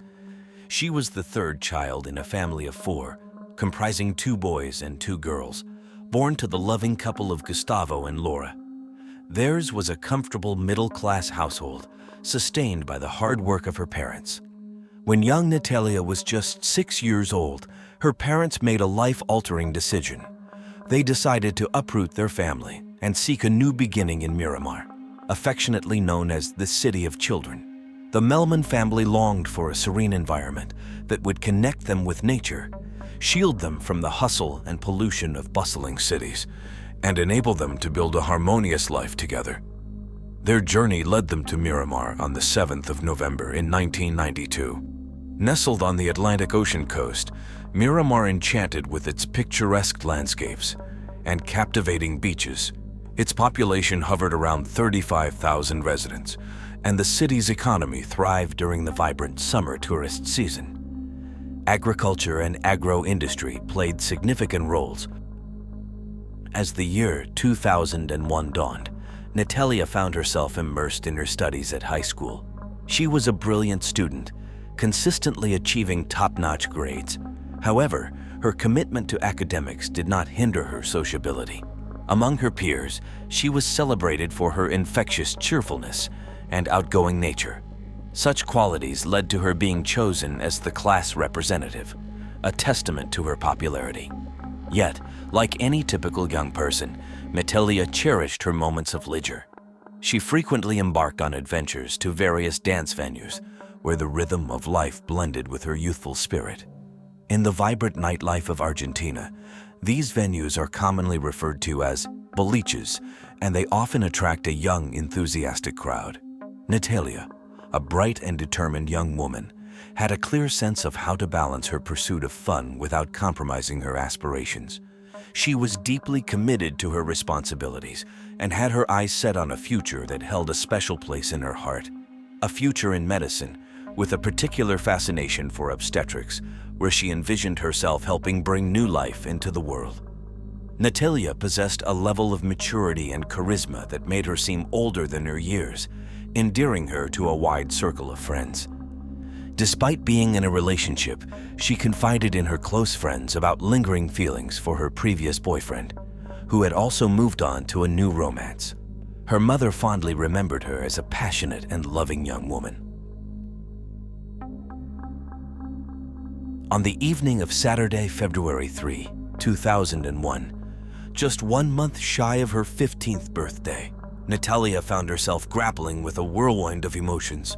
Weary from overthinking and worrying, she decided to embark on a night out with 2 of her friends, seeking a temporary escape and a chance to clear her mind. Their night led them through several establishments, beginning with La Cantina, a bar situated just a stone's throw away from Miramar's picturesque pier. Later, they ventured to Amadeus, another bustling locale in Miramar, a short distance from their initial stop. As the early hours of Sunday, February 4, approached, Natalia unexpectedly crossed paths with her ex-boyfriend, Juan Maximiliano. She contemplated striking up a conversation, driven by a desire to rekindle their romance, but was disheartened to find him in the company of another girl named Diana. Faced with this disheartening scene, Natalia made the decision to leave the bar and head back home. Dawn was breaking, and Natalia had experienced a tumultuous night characterized by moments of joy interspersed with spells of sadness. Her emotional state fluctuated from laughter to introspection in the blink of an eye. At around 7 in the morning on that fateful Sunday, February 4, Natalia bid her friends farewell, unaware of the harrowing ordeal awaiting her. As she walked away from the bar, a sense of vulnerability and solitude accompanied her, the residue of the night's mixed emotions. Unbeknownst to her, a man named Gustavo Fernandez, often referred to as El Gallo, had begun trailing her from a distance. Gustavo was a figure with a troubled history. In those early 2000s, at the age of 30, he carried a past marked by incarceration. In the pre-dawn hours of February 4, he had been present at one of the entertainment venues Natalia and her friends had visited. During this pivotal moment, a sinister plot had been set in motion. Gustavo, while enjoying himself at the bar, was approached by 3 officers from the Buenos Aires Province Police. These officers joined Gustavo, and together they concocted a disturbing plan. While Natalia had ventured several streets away from the bar, lost in her thoughts and weary from a night of dancing, an unexpected police patrol pulled up beside her. Gustavo, who had been surreptitiously tailing her, launched a shocking assault. A violent struggle ensued as he forcefully attempted to coerce Natalia into the patrol vehicle. Initially, he resorted to physical aggression, striking and pushing her. Despite her brave resistance, Natalia was overpowered by the sheer strength of her assailant. In a harried and alarming manner, Gustavo succeeded in placing her inside the trunk of the vehicle.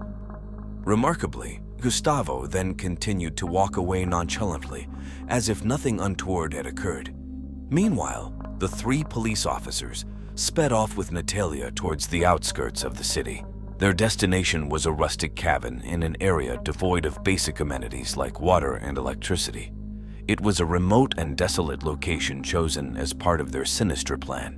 Back at the Melbourne family's home, the arrival of the morning on Sunday, February 4, initially seemed like any other day but swiftly transformed into a day of anguish. Laura, Natalia's mother, sensed that something was amiss when her daughter failed to return home for the night. Natalia had always been diligent about communicating her plans and whereabouts, making her absence deeply unsettling. Laura contacted Gustavo, Natalia's father, and together they embarked on a mission to visit Natalia's friends' homes to gather information. Filled with a lot of doubts and growing concern, they engaged in conversations with Natalia's friends. It was during these conversations that they pieced together the events of the previous night, including Natalia's movements before leaving the bar. Upon learning about the places Natalia had visited and the events leading up to her departure from the bar, Laura and Gustavo initiated a search. They checked local hospitals, beaches, and various locations throughout Miramar, desperately searching for any sign of their daughter. However, their efforts yielded no results, and as night descended, they were left utterly distraught and without any clues regarding Natalia's whereabouts. In their mounting despair, Natalia's parents made the heart-wrenching decision to report her as missing. When they reached out to the authorities, the officers they encountered classified the incident as a case of a runaway from home rather than a disappearance. This unusual turn of events marked the beginning of a series of suspicions and irregularities that would soon unfold. Gustavo and Laura couldn't bear to think in the worst possibilities, but the unnerving silence from Natalia confirmed that she was being prevented from reaching out to them. Natalia's disappearance was far from a voluntary act on her part. The initial response from the police raised eyebrows due to their apparent lack of urgency in the case. By February 5th, local media outlets had started featuring Natalia's face, and soon, national media joined the coverage, all reporting on the young girl's disappearance. As Natalia's family and friends tirelessly sought answers, witnesses gradually emerged, confirming they had seen Natalia leaving the bar, with Gustavo following her as she moved away. Simultaneously, in a show of support for the family and concern for Natalia's welfare, the Miramar municipality provided Laura and Gustavo with an office space. At that point, they lacked even a telephone to gather information about their daughter. This space became a hub for people to share leads and provide crucial details regarding the case. Laura and Gustavo were determined to uncover the truth surrounding their daughter's disappearance. The office's glass front was covered with posters bearing Natalia's face, serving a dual purpose: to keep their daughter's image at the forefront of everyone's minds and to ensure the confidentiality of those coming forward with information. In the days following Natalia's disappearance, extensive search efforts spanned various areas of Miramar and even extended to Mar del Sur, a locality approximately 20 kilometers away, based on reports of Natalia being seen in the area. The police conducted various operations, interviewed potential witnesses, and established traffic checkpoints, but regrettably, these efforts bore no fruit. Simultaneously, rumors began to circulate, suggesting possible police involvement in Natalia's disappearance.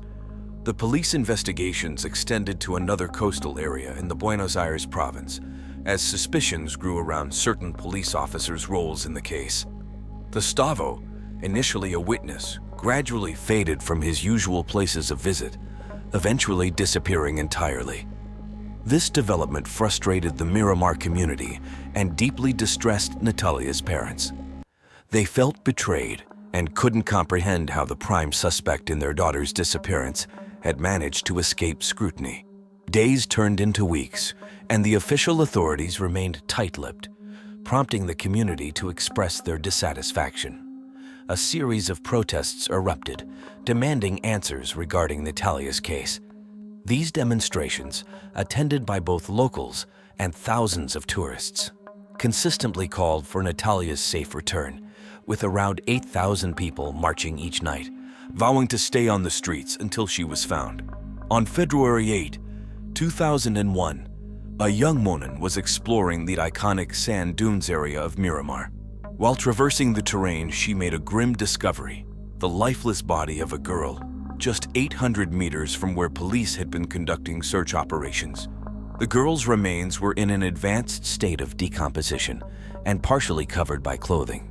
Visible signs of abuse and indications of forced intimacy were evident. A cord was found around her neck, suggesting strangulation. While it was presumed to be Natalia, local forensic authorities had to confirm her identity. Gustavo, Natalia's father, had been away, seeking tracking dogs to aid in the search for his daughter. He learned of the discovery through television news, and the shock and grief were nearly unbearable. Meanwhile, a local resident reported his attempts to search the area near the discovery but was thwarted by the police. His suspicions of police misconduct deepened when he realized that the body had been found near the location where officers had barred his return to the area. The discovery of Natalia's body ignited public fury in Miramar, exacerbated by suspicions of police involvement. This anger escalated into violence, resulting in significant damage to the police station. The case's prominence compelled government authorities, including Minister of Security and the President of Argentina, to remove the initial lead investigator in Natalia's case from his duties. As more details emerge, it was revealed that Natalia's body had been found lying face up, bearing signs of severe brutality, including burns on various body parts and evidence of forced encounters with multiple individuals. Forensic analysis revealed genetic material from 5 different men, and her resistance was evident beneath her fingernails, indicating a fierce struggle. Authorities confirmed that Natalia had been held captive for several hours and that her pleas for release had been ignored. Following her death, it was presumed that her body had been kept in the same house where the events occurred for 4 days before being transported to the dunes, where it was ultimately discovered. Given the irregular conditions of the case and the alleged police cover-up reported by the family, it wasn't until September 2002 that the trial took place. 3 out of the 5 murder suspects, the police officers Ricardo Suarez, Oscar Echenique, and Ricardo Anselmini, were brought to trial, along with a 4th individual, Gustavo Fernandez, who was identified as the one responsible for handing Natalia over. In mid-October of the same year, the Second Criminal Oral Court of Mar del Plata established the guilt of the 3 individuals through skin, saliva, and pubic hair samples. Additionally, traces of soil found on Natalia's shoe were deemed consistent with the soil from the remote house, serving as evidence in the trial. The court sentenced the police officers Oscar Echenique, Ricardo Anselmini, and Ricardo Suarez to life imprisonment with additional penalties, considering them co-authors of the crimes of aggravated illegal deprivation of liberty, aggravated sexual abuse, and triple qualified homicide with cruelty, treachery, and in collusion with 2 or more persons. Gustavo El Gallo Fernandez was also sentenced to 25 years in prison. There was a law in effect during the time of Natalia's kidnapping and murder that led to further reductions in the sentences of those responsible for the teenager's homicide. They once again sought the benefits of temporary releases, and remarkably, their requests were granted once more, every 15 days, twice a month, and for 12 hours each time. Ricardo Alfredo, Ricardo, and Oscar could leave prison and return to their homes. During one of these instances when he was free, Ricardo unexpectedly encountered Laura in a supermarket. Overwhelmed by anger, she shouted at him repeatedly, labeling him a murderer, but he simply responded with a smile. This incident shed light on the fact that the oversight of the measure granted to the former police officers was inadequate. The permission was intended for them to go to their residences, not to freely roam the city as if they had no pending legal matters. These glaring irregularities provided a strong argument for revoking their benefits. However, due to the difficulty in placing trust in the local courts, Gustavo, Natalia's father, resorted to a hunger strike in front of the Palace of Justice in Buenos Aires, the capital of Argentina. This act of protest yielded results. In a case marred by irregularities, Gustavo managed to have his sentence reduced to 10 years. He was released in 2009, even though he was accused of another murder in Miramar. In June 2018, the trial of Ricardo, an active duty police officer with over 20 years of service, commenced. This officer had been under investigation since 2002, as he had been partially identified from the DNA samples taken during the investigations. However, he was later acquitted. He faced charges as a co-perpetrator of deprivation of liberty and legitimate freedom, along with the use of violence, aggravated sexual abuse with penetration, in collaboration with 2 or more individuals, and double aggravated homicide, committed to ensure the impunity of the co-perpetrators of a previous crime. He declared his innocence, despite the fact that the pubic hair found on Natalia's body matched his DNA by 97%. Tragically, not only was he acquitted, but he was also not expelled from the police force. The judges concluded that the accusation could not be substantiated. However, the verdict faced appeals from the prosecution and Natalia's family's legal representative. On November 13, 2019, the Buenos Aires Court of Appeals nullified that acquittal and ordered a new trial. In the meantime, the criminal defense attorney of two former police officers who were incarcerated declared to the media in early 2023 she asserted that her clients, Oscar and Ricardo Alfredo, meet the eligibility criteria for parole. During a hearing at the Mar del Plata Court of Appeals, she formally requested their early release. She also emphasized that the prison service reports have been favorable, highlighting that her clients have maintained impeccable behavior, with no records of infractions throughout their incarceration. From her perspective, they have already served the requisite time as mandated by the law. Once again, the parents of Natalia, ever watchful, attended the hearing and voiced their plea against the early release of the two former police officers convicted for their daughter's tragic fate. Fast forward to mid-May 2023, Ricardo, one of the police officers, aged 65, received a life sentence for his involvement in the abduction, sexual assault, and murder of Natalia Melman. Following the court's verdict, Laura expressed that the quest for justice continues, awaiting the identification and prosecution of the fifth individual involved. She made it resoundingly clear that her maternal determination knows no bounds and that the fight for justice will persist until all those responsible for Natalia's untimely demise are held accountable. The Natalia Melman case underscores the paramount importance of a trustworthy and impartial justice system where individuals responsible for criminal acts, regardless of their background, face the legal consequences commensurate with their actions. The unwavering dedication of Natalia's parents played a pivotal role in ensuring that justice ultimately prevailed, preventing corruption and a lack of transparency within certain law enforcement circles from obstructing the pursuit of truth and accountability. Natalia's mother has reiterated again and again, "Our battles do not waver. While we cannot bring our daughter back to life, we must relentlessly pursue the fifth individual involved. It is through collective strength that we continue our pursuit of justice."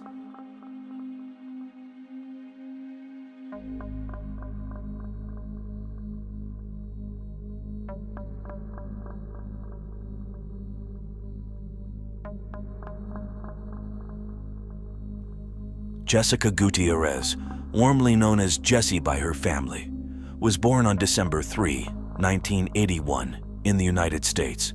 She was the youngest amongst her three siblings. The family lived in a modest mobile home located in the rural area of South Carolina. In 1983, the tranquility was disrupted when Jessica's parents divorced. The children were left in the full custody of their mother, Deborah, while David Gutierrez, their father, moved to Mexico, maintaining a transient lifestyle between there and California. Following the divorce, Deborah worked diligently, finding employment at the United States Postal Service to meet the needs of her family, ensuring their well-being despite the challenges of raising 4 children alone. In June of 1986, Deborah found herself entangled with a man whose behavior grew progressively controlling and problematic, exacerbated by his increasing alcohol consumption. Eventually, his behavior reached a tipping point, leading to his expulsion from Deborah's life and home. However, Deborah's hope for respite was short-lived as her life plunged into further darkness. On June 5, 1986, a seemingly typical early summer day unfolded in South Carolina. The weather was pleasant, with temperatures hovering around 30 degrees Celsius, clouds ornamenting the sky. The family spent their day indulging in outdoor activities and nurturing familial bonds. The day concluded with Deborah preparing sandwiches for dinner and painting Jessica's nails before the children were put to bed. Jessica, maintaining her usual habits, requested to sleep in her mother's bed, a request granted by Deborah. However, when her elder brother experienced discomfort and pain later in the night, Deborah allowed him to sleep in her bed, relocating Jessica to the room at the hallway's end beside her sister, Becky. The following morning, Deborah awoke to a scene of subtle chaos, marking the inception of her ordeal. The front door was ajar, the family dog wandering restlessly, and a set of curtains lay on the floor, with the mosquito net appearing to be forcibly removed. Jessica was missing. Her absence was accentuated by Becky's ominous statement attributing her disappearance to a man with a magic hat and beard. A state of panic ensued as Deborah combed through every conceivable hiding spot, hoping to find Jessica playing hide and seek. Her efforts were futile, leading her to frantically search the surroundings of her home, eventually reporting Jessica missing at 9 a.m. The ensuing investigations by the Lexington County Sheriff's Department revealed no signs of a struggle nor any missing items from the house, apart from the papers scattered on the bedroom floor. The conjectures pointed to a potential kidnapper entering through the back window, abducting Jessica without waking her, and exiting through the front door. Search operations extended to the neighboring woods and abandoned structures in the predominantly rural area of Red Bank, especially rural back in 1986. The speculations, searches, and Becky's consistent statement about the man with the magic hat continued to haunt the family, embodying the relentless pursuit of truth and justice in the light of such grim circumstances. They searched many woods and areas with small streams and ponds for Jessica. Searches were made using off-road vehicles across large areas filled with nature. The sheriff's department sent a plane to fly over the area, hoping to find some trace of the girl, but none of the searches were successful. Deborah was taken to the sheriff's department to answer questions about what happened in the last 24 hours. She insisted she didn't know what happened to Jessica, but was sure about who did it. She blamed her ex-boyfriend for taking Jessica, but he said he didn't know where she was. The police also looked into Jessica's father, who was in California at the time. No charges were made against them. On June 7, the FBI and South Carolina law enforcement joined the search. Bulletins were sent nationwide. This was 10 years before the Amber Alert system and way before the internet era, so communication between departments could be slow and cumbersome. The sheriff's department tapped Deborah's phone to monitor all incoming and outgoing calls, in case someone called with ransom demands. The police told reporters they believed Jessica was taken from the mobile home and didn't walk away on her own. Weeks into the investigation, the detectives only had one physical clue found at the home. A fresh fingerprint was found on the open window at the back of the house, believed to be the point of entry on June 5. The fingerprint was sent to the FBI, but no matches were found. In September 1986, the sheriff in charge announced they had a suspect but didn't have enough proof to charge him. The suspect had failed a polygraph test, but since those aren't admissible in court, it wasn't enough for an arrest. After this, there were few glimmers of hope in the following years.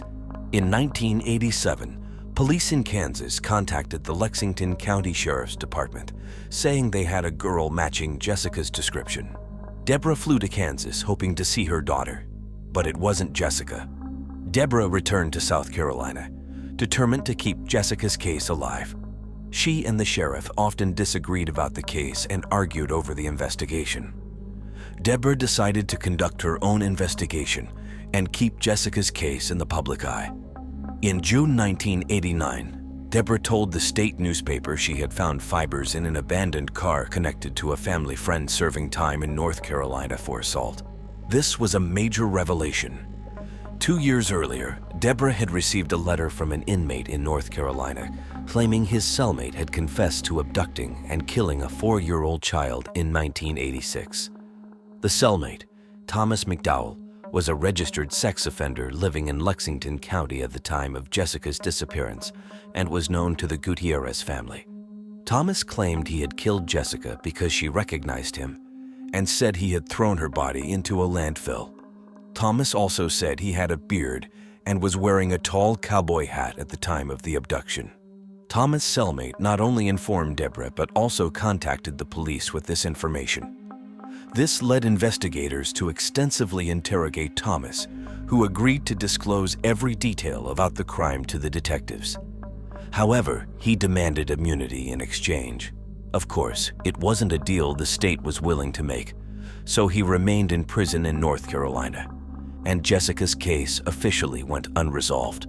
Deborah felt frustrated and angry. In 1989, she told the state newspaper that it felt like they had no rights and that the system wasn't working for the victims. She was particularly upset that no charges were brought against Thomas. After all, he had confessed, and his version matched the events of June 5. But there was something even more surprising. Thomas's fingerprints were taken and found to match the fingerprint found on the Gutierrez family house window. In 2007, 21 years after Jessica's disappearance, Deborah publicly criticized a Lexington County Sheriff's Department and accused them of mishandling her daughter's case. She said that for years, she had been afraid of what would happen if she dared to contradict the sheriff, a powerful figure in South Carolina. But after 2 decades, she wanted the case to move forward and knew she needed media attention to achieve it.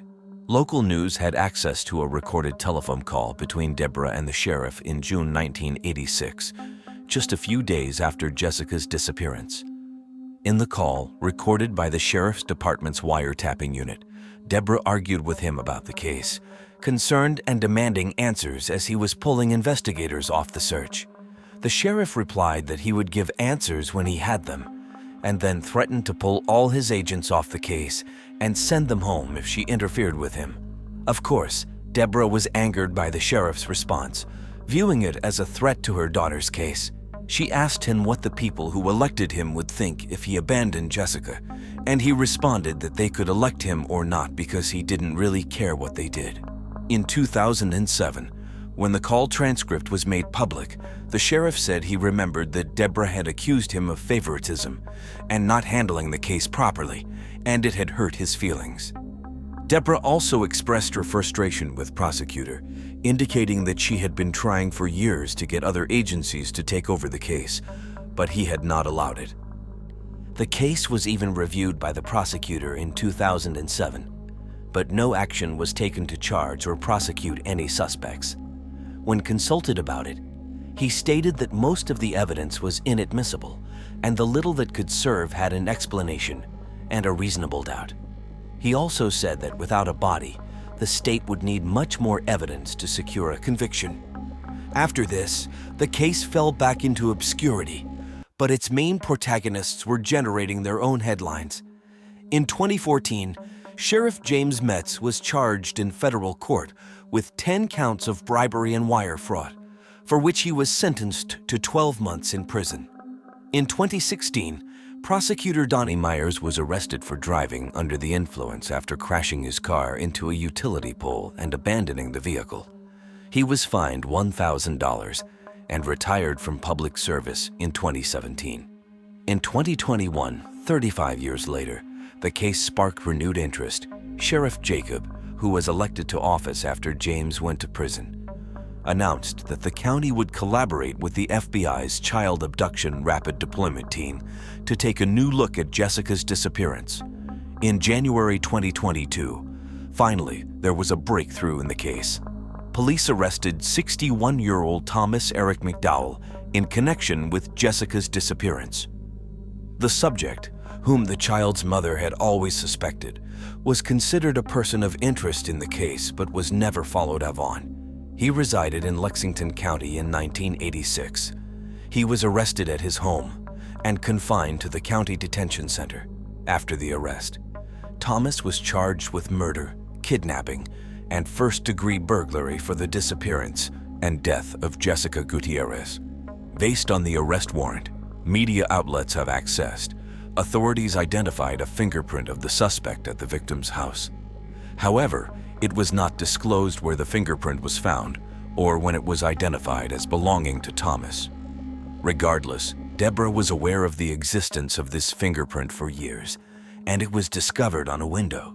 For her, this was conclusive proof that he committed the crime, as she cleaned her windows every night, and only Jessica's kidnapper would have touched the glass afterward. In the same arrest warrant mentioned, authorities stated that the man was later identified in a photo lineup, and they also had evidence against him that he had told others he had kidnapped and killed the girl. After revisiting the case in 2021, special agents from the FBI and state prosecutors visited the area. Law enforcement agents from South Carolina assisted in interviewing over 125 people. The investigation was extensive, With over 3,500 pages of records reviewed, and 10 FBI field offices were involved in reviewing Jessica's case, the official statement indicated that the arrest was made possible thanks to many years of dedicated investigative work by local, state, and federal partners, as well as the determination of citizens who never forgot Jessica.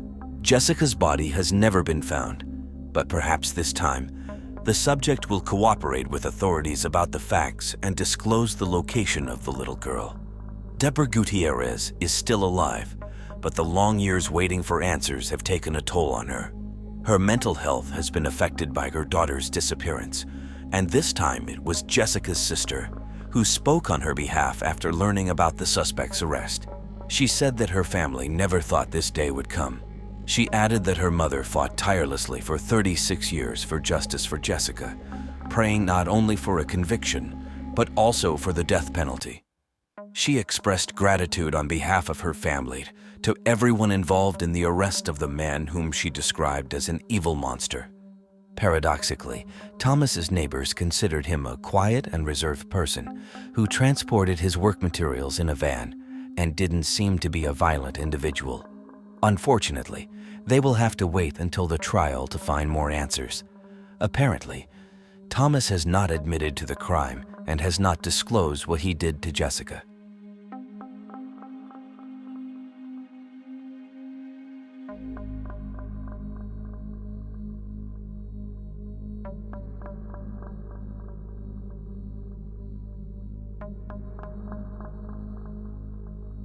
On the morning of December 2, 1991, in Ecatepec, Mexico, a mariachi returning from his nightly work was walking home, as usual.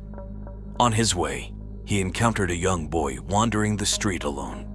The child was dirty, as if covered in mud, and the mariachi wondered why a child in such a state was alone on the street. He recognized the boy as the youngest son of the Chavez Lopez family, known for having one of the biggest and most spectacular houses in the Jardines de Morelos neighborhood. The mariachi's first question to the boy was why he was dirty and where his mother was. The boy, 3 years old, could walk and talk, but not clearly, making it difficult to understand him. The child seemed calm, likely not understanding what had actually happened, and told the mariachi that a doctor had operated his mother at home. And then she didn't wake up again. This sounded strange to the mariachi, who realized that the boy was not covered in mud, but in blood. What had really happened was beyond the boy's limited understanding of the world, and he couldn't explain what he had witnessed. Confused, the mariachi decided to take the boy to his own home, where his wife was waiting. She knew more about the Chavez Lopez family, and knew the boy's name was Alejandro. Shocked by Alejandro's appearance, she and her husband decided to go to Alejandro's house to find out why his parents had left him in such a state. Upon arriving, they noted that the house looked strange. The front door and a patio door were open, suggesting someone was inside, but the curtains were drawn and the lights were off, giving the impression that the family wasn't home or was sleeping. The couple debated entering, but felt uneasy about the vibe of the house. They decided to seek help from another neighbor who lived across from the Chavez Lopez family. By then, the situation had become a scandal among the neighbors, all of whom were wondering what was happening. Yet, none dared to enter the house until the officials arrived. In the meantime, they could only help by cleaning the boy, noticing he had a recent wound under his armpit that had stopped bleeding. Given the dried, darkened blood on the boy, initially mistaken for mud, it was inferred that whatever had happened occurred several hours earlier.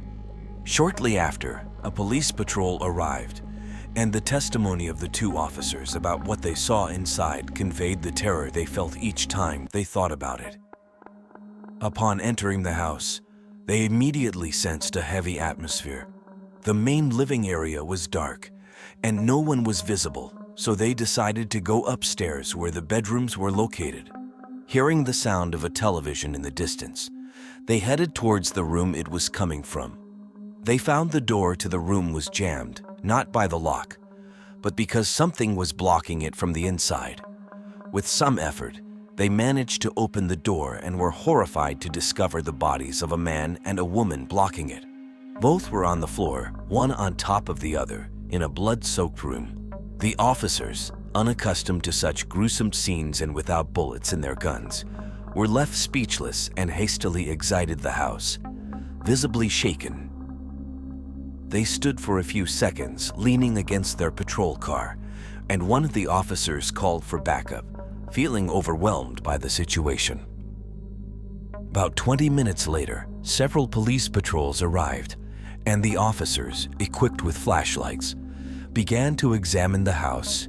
They knew about the two bodies in the upstairs room, but first wanted to check the ground floor for a better understanding of what had happened. To their surprise, the rest of the house appeared orderly, contrary to their expectations of a burglary gone wrong in a high-class family's home. There were no signs of a break-in or a thief searching for valuables. Not finding any abnormalities on the ground floor, and under orders not to disturb the scene before the forensic experts arrived, the officers first examined the room with the TV and the lifeless bodies. The victims were quickly identified as Alejandro and Phoebe Chavez Lopez, the homeowners. The crime scene was indescribable. The knife, the apparent weapon, was used multiple times on the victims, resulting in blood covering the floor, walls, and bed. A shoe print on the bed and the disarray in the room suggested that the Chavez Lopez couple had fought for their lives. Surprisingly, in the room was a bag containing credit cards, checkbooks, and jewelry, indicating that robbery was not the motive. It seemed the crime was driven by hatred towards this specific family, raising the question of who could have done this to such hard-working people, both of whom were school teachers. Everyone spoke highly of the Chavez Lopez family. Alejandro, the father, was an entrepreneurial man. Though a teacher by profession, his passion was business. He was well known in the impoverished neighborhood for his large house, which stood out. He understood the importance of networking for business success, often attending meetings and parties where he made connections with influential people, helping him rise to the top of the community. 33, he already owned 2 large schools, which provided him with a good income, and he had no intention of stopping. Besides teaching, Alejandro's other passion was cars. With his experience in restoring automobiles, he aspired to establish a garage and had already acquired the land for it. Unfortunately, Alejandro could never realize this dream. His wife, Phoebe, was known for her beauty and assisted Alejandro in the administrative aspects of his businesses. She had a daughter, Lorena, from a previous relationship. Lorena, 13 years old and distinct in appearance from her siblings, was treated as Alejandro's own daughter, even taking his surname. The other children, Jasmine, 10 years old, Erica, 8 years old, and Alejandro Jr., 3 years old, were from Phoebe and Alejandro's marriage. Despite the Chavez Lopez house's spectacular exterior, it was poorly designed with an unfinished kitchen and only 1 bathroom. This was a result of prioritizing the house's facade and luxury cars over practicality. Alejandro liked to maintain a sense of superiority, differentiating himself from others. This trait led people to speculate that envy might have motivated the crime. The family's day began at 4:30 a.m. to accommodate everyone using the single bathroom. Alejandro, not satisfied with the local school standards, sent his children to a school 2 hours away, resulting in much of their day spent in the car. He also avoided mingling with neighbors due to economic disparities, leading to his children being isolated and not playing with other kids in the neighborhood. Alejandro was particularly protective of Lorena, noticing that some older men were trying to woo her, despite her being only 13. Sadly, their end was truly tragic. The crime scene in the main bedroom was shocking, leading the officers to examine the other bedrooms with heavy hearts. The first room they entered, adorned in pastel colors, appeared to belong to Lorena, with clothes and various items scattered around. They noticed a sports shoe without laces and cigarette ashes on the bed, along with a bear-shaped lamp missing its cable. There were no signs of blood or the girls. In the next room, they found a body under the sheets, surrounded by blood. Underneath was Lorena's lifeless body with multiple wounds and hands tied with the shoelaces from the sports shoe in the previous room. The last room, more of a storage area without windows, held the lifeless bodies of Erica and Jasmine, their hands bound with the cable from Lorena's bear-shaped lamp. Alejandro Jr., the 3-year-old, was the sole survivor of this massacre.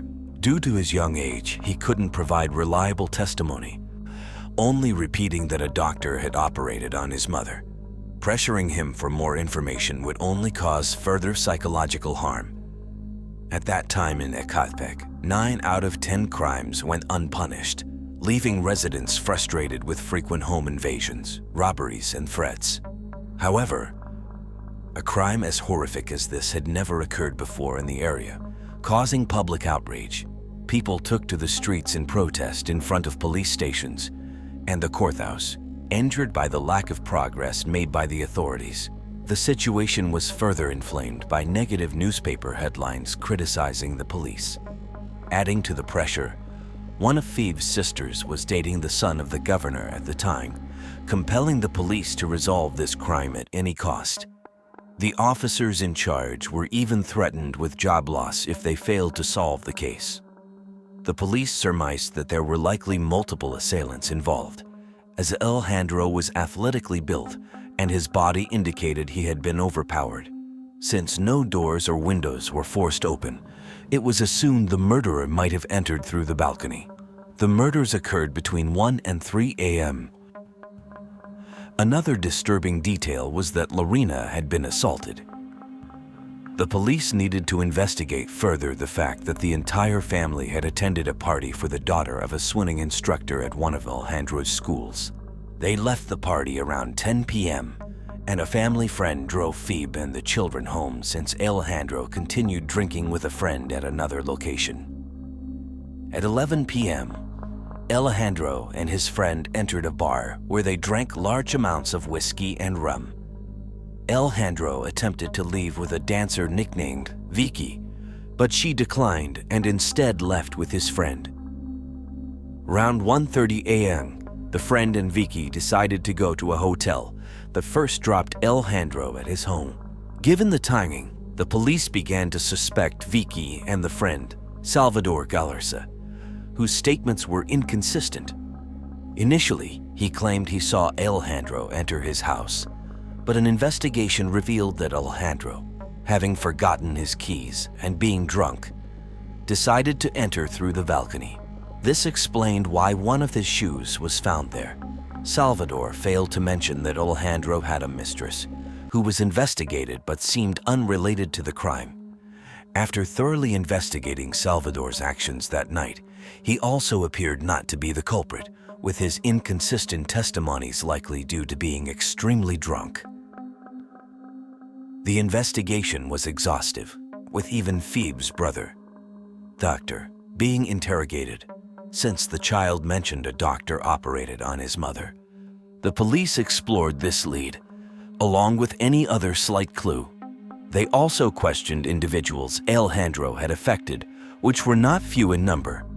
For Alejandro, money was paramount, and he didn't hesitate to step on others to achieve his goals. He had recently dismissed several employees from his school without proper severance pay. This issue even reached the courts, but Alejandro won, which many attributed to corruption, as he was acquainted with the judge. Additionally, when constructing the school's swimming pool, he hired an architect but refused to pay after receiving the plans, secretly making copies and having the pool built by other workers.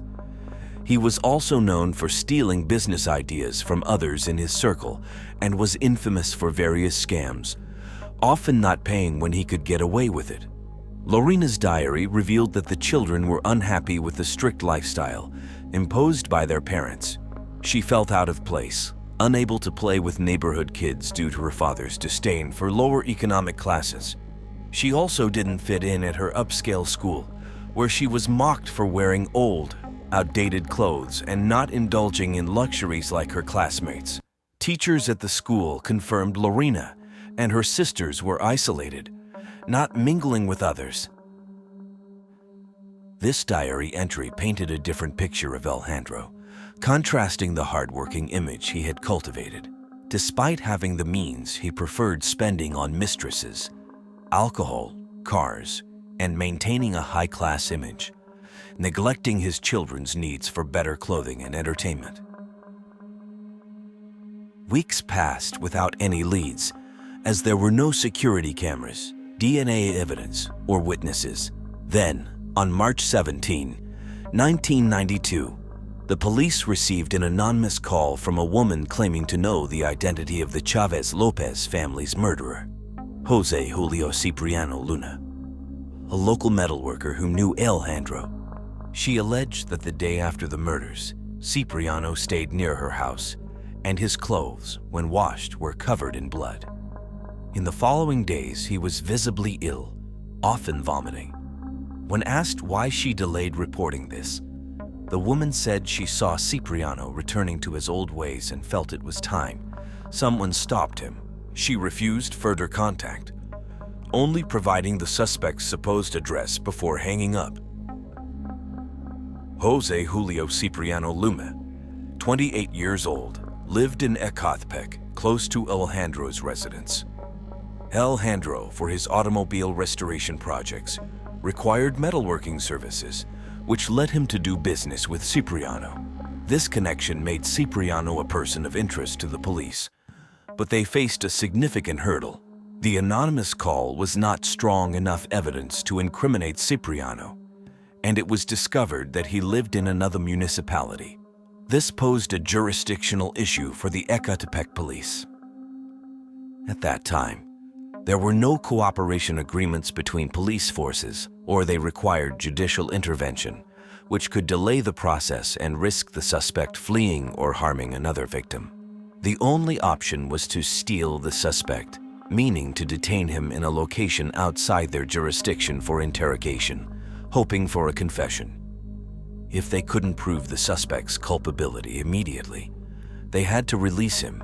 If found guilty, he could then be taken to the appropriate jurisdiction. However, if the local police caught them in the act, their careers could be jeopardized. Despite the risks, on March 20, 1992, 3 officers, Andres Garcia Bomilla, Arturo Martinez, and Ernesto Camarena, decided to carry out this operation in his municipality. They went undercover, avoiding bathing, wearing dirty clothes, and keeping their hair long to blend into the impoverished area. They only had the suspect's name from an anonymous call. Their plan was to inquire about a metalworker near the provided address.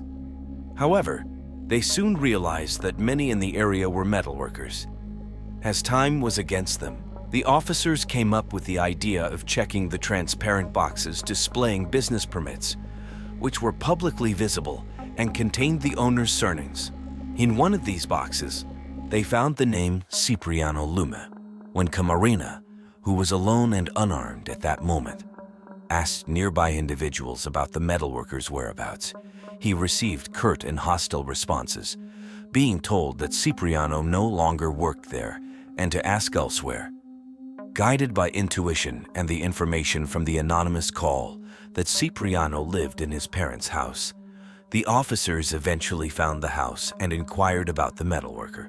The officers approached a man who, with suspicion, asked why they were looking for his son. Fortunately, the car the officers were using was damaged, and they managed to convince the man that they needed metalworking services. Believing their story, he informed them that his son, the metalworker, no longer lived there, but was now residing with his mother-in-law. He gave them directions to the new address. After about an hour, the officers located the place. With fewer metalworkers around, they inquired about one and were approached by a man in his mid-20s, fitting the suspect's description. The challenge now was to get him into the car willingly. Officer Camarena, pretending ignorance about the suspect's identity, fabricated a story about an issue with an engineer to which the suspect, Cipriano, surprisingly admitted he owed money to an engineer and agreed to discuss it in the car. Once in the vehicle, the officers drove to a secluded area to confront him, hoping for a confession. They avoided mentioning the murders initially, engaging in small talk to ease into the conversation. When they reached the isolated spot, Camarena asked the other officers to step away, intending to speak to Cipriano one-on-one without intimidating him.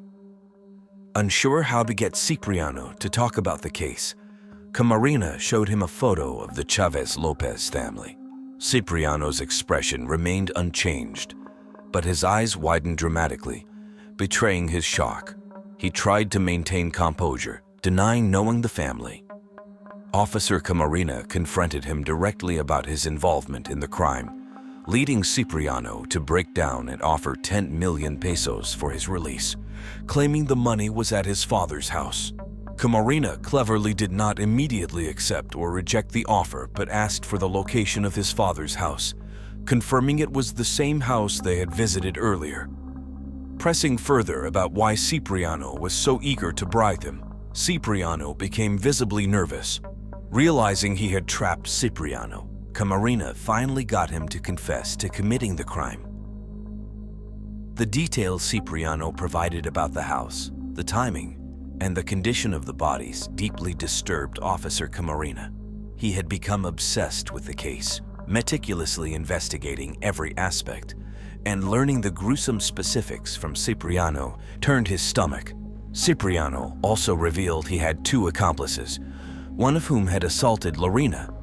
This new information meant that the police now needed more physical evidence to track down the other 2 culprits. During the investigation, Phoebe's sister was asked to check the Chavez Lopez house for missing items. Among the few things stolen were a videocassette recorder and a gold pendant that she had given to Phoebe. These items were later found at Cipriano's house, confirming his involvement. Cipriano confessed the motive behind orchestrating the murders was rooted in his resentment towards Alejandro. Alejandro had hired Cipriano, a humble metalworker, to restore one of his cars. At one point, Alejandro felt that Cipriano was taking too long to finish the job and decided to retrieve his car from the garage without paying Cipriano the owed 600,000 pesos, equivalent roughly $100. Cipriano harbored deep resentment and anger towards Alejandro, who flaunted his wealth yet refused to pay for services rendered. This resentment grew into fantasies of revenge, which materialized when Cipriano met others who also despised Alejandro. One accomplice, Alejandro Cruz, 18, was a street vendor, while the other was Adam Robledo, 20 years old. On December 1, 1991, the day before the murders, the 3 suspects attended the same party as the Chavez Lopez family. Alejandro was the center of attention at the event, laughing and drinking with his friend. During the night, Cipriano approached Alejandro to ask for the money he was owed, only to be dismissed and told he wouldn't be paid as the job was incomplete. Later that night, Adam, who was infatuated with 13-year-old Lorena, began talking to her. Upon discovering this, Alejandro confronted Adam, berating him and asserting that he had no right to consider himself Lorena's equal or to be near her. Alejandro, tired of the tensions at the party, decided to leave around 10 p.m. Shortly after his departure, a commotion erupted at the party. Adam, who had been pursuing Lorena, was caught with his pants down, assaulting another girl. This scandal quickly spread through the party, resulting in Cipriano, Cruz, and Adam fleeing after stealing kitchen knives for self-defense. Later, as they wandered the neighborhood drunk, they came across Alejandro's house around 2:30 a.m. Cipriano, filled with rage at the sight of Alejandro's wealth and remembering his unpaid debt, decided to take action. Ham, still angry about how Alejandro had treated him earlier, agreed. The third accomplice, Cruz, skilled in picking locks, enabled them to enter the house, leading to the tragic events that unfolded. Adam, exhibiting psychopathic tendencies, even took the time to smoke a cigarette in Lorena's bed after committing the heinous acts. Alejandro, too intoxicated to fight back, was defenseless against the attackers armed with knives. The confessions of the criminals, along with the testimonies of Adam and Cruz, who were quickly apprehended, corroborated the entire story. Each of the three men was sentenced to 250 years in a maximum security prison. The gold pendant found in Cipriano's possession was a critical piece of evidence in the trial. They were confirmed as monstrous individuals, with their confession revealing they hadn't seen any children in the house as they committed the crimes in the dark. This likely spared the life of 3-year-old Alejandro Jr., who was sleeping in his crib at the time. The child later told his grandfather that he had climbed out of his crib, which explained his injury, and unsuccessfully tried to wake his parents before leaving the house. He was eventually found by the mariachi. While Alejandro had made several enemies, the extent of the crime committed by these criminals was far beyond any reasonable retribution for his actions. To end on a positive note, Officer Camarena was recognized and promoted for his work in solving the case, a deserving accolade given the gravity and complexity of the investigation.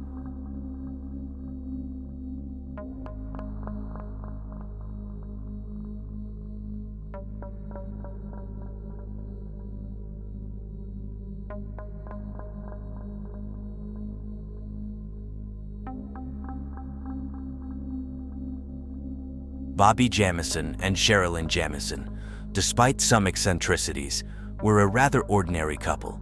They preferred to keep a distance from commitments and other socialization demands. The couple met in the summer of 2002 and quickly fell in love, marrying soon after. Sherilyn had a son, Colton, from a previous marriage, who got along well with Bobby.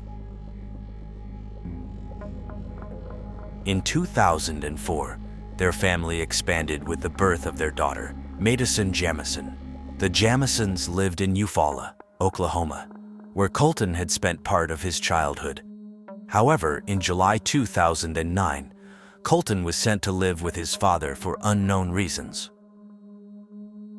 Life wasn't always easy for the Jamisons. Sherilyn had battled depression since her sister's death in a bizarre accident involving a bee sting on her tongue. She was also diagnosed with bipolar disorder and sometimes neglected her medication. Bobby faced his own challenges after a car accident, left him with chronic debilitating back pain, preventing him from working. The constant pain and financial worries contributed to his depression as well. Their mental health issues began affecting their marriage, leading to arguments and discussions about possible divorce. The Jamisons were a reclusive family, often keeping their personal matters hidden from even those closest to them. Bobby and Sherilyn were deeply religious and engaged in spiritual practices, but they also harbored intense paranoia about spirits invading their home. They sought guidance from a preacher, sharing their fears with him. Sherilyn was particularly concerned about spirits communicating with their daughter, Madison, who talked to an imaginary friend named Emily. This behavior was likely Madison's way of coping with the family's chaotic environment. Bobby, worried about spirits on their roof, inquired about special bullets to eliminate them.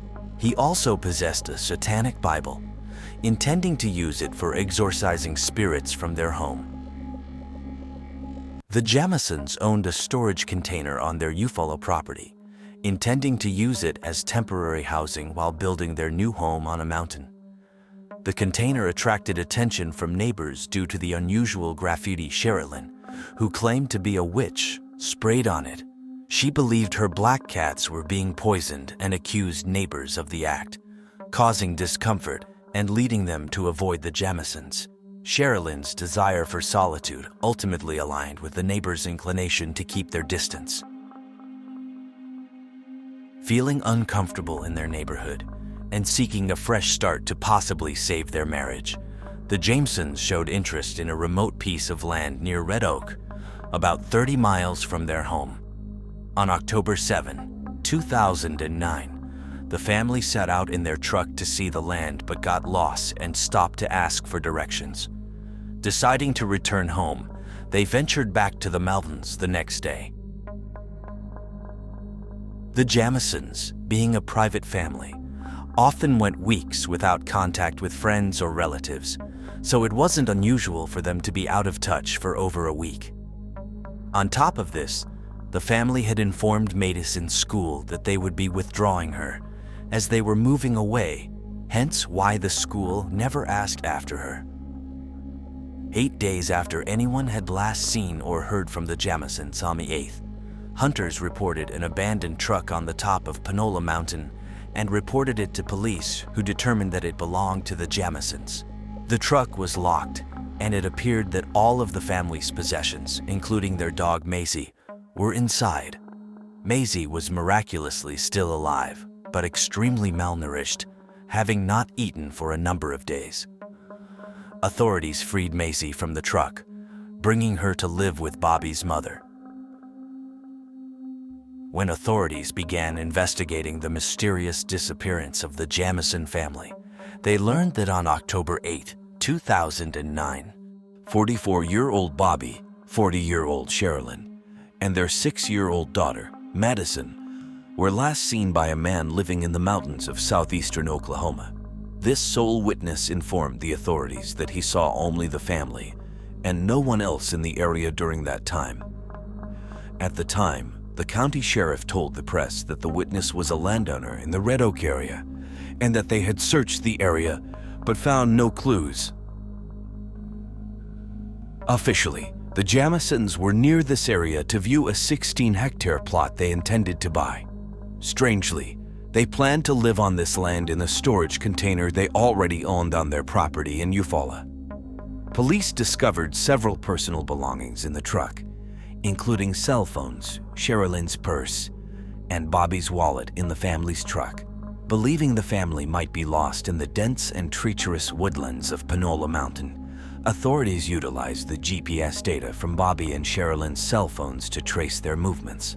The GPS trail led them up a hill where they found small footprints, presumably belonging to Madison. At the hill's summit, a photo of Madison was discovered on the cell phone belonging to Bobby. The picture sparked varied interpretations of her emotional state. Some observers suggested she looked on the verge of laughter, while others perceived her as close to tears. The theory emerged that someone other than her parents might have taken the photo, given her lack of smile and seemingly uncomfortable body language. However, the photo's significance as evidence is debatable, as discerning Madison's thoughts or feelings from the image is challenging. It's argued that a 6-year-old would likely not hide fear or fret, so if she felt intimidated by the photographer, her expression would probably clearly reflect fear, which is not evident in the photo. Authorities estimated that the family spent approximately 15 minutes at the mountain's peak before returning to their truck. This moment marks the beginning of the mystery, as their subsequent actions and whereabouts remain unknown. The following day, a large-scale search operation was launched, involving over 100 law enforcement personnel, volunteers, search dogs, and helicopters, but the family was not found. Further investigation of the truck revealed several intriguing clues. Hidden under the front seat was a bag containing $32,000 in cash. Additionally, an 11-page letter written by Sherilyn, filled with hostility and hatred towards Bobby, was discovered. The letter conveyed Sherilyn's feelings of neglect and indifference from Bobby towards his family. She criticized him for being a recluse and for not valuing his family, highlighting the strained dynamics within the household. Parallel to the on-site investigation, police followed essential steps in any missing persons investigation. They spoke with the couple's family and close circles, where they learned that the Jamisons had some peculiar traits. Friends reported that the family had begun acting strangely, and both Bobby and Sherilyn had lost a significant amount of weight before disappearing. The sheriff at the time speculated that the family might have been involved in drugs. Although no evidence of this was found, there were also references to the couple's erratic behavior, seen moving objects to the vehicle in a way that seemed robotic or trance-like. Unfortunately, questioning those close to the couple only confirmed their atypical nature, but shed no light on the family's whereabouts. As months and then years passed without further leads, the case remained unsolved. The next discovery related to the case occurred in 2013, again reported by hunters. This finding would at least partially resolve the mystery of the Jamison family's disappearance. The hunters found the remains of 3 bodies, belonging to 2 adults and a child. The discovery of the remains occurred near where the Jamisons' vehicle was found in 2009, leading many to believe they belonged to the missing family. However, confirmation was needed. At the time, the sheriff was asked by journalists why the bodies were not found in 2009, despite the intensive search and the use of tracking dogs. She speculated that the bodies might have been covered by falling leaves, which could have caused rescuers to overlook them. Bobby's paternal uncle was the first family member to speak with the media. He explained that while it wasn't definitive that the remains were his nephew and his family, all evidence pointed to them. He had been contacted by the FBI about the discovery and said he had no hope that the family was still alive 4 years after their disappearance. For him, finding the bodies provided closure.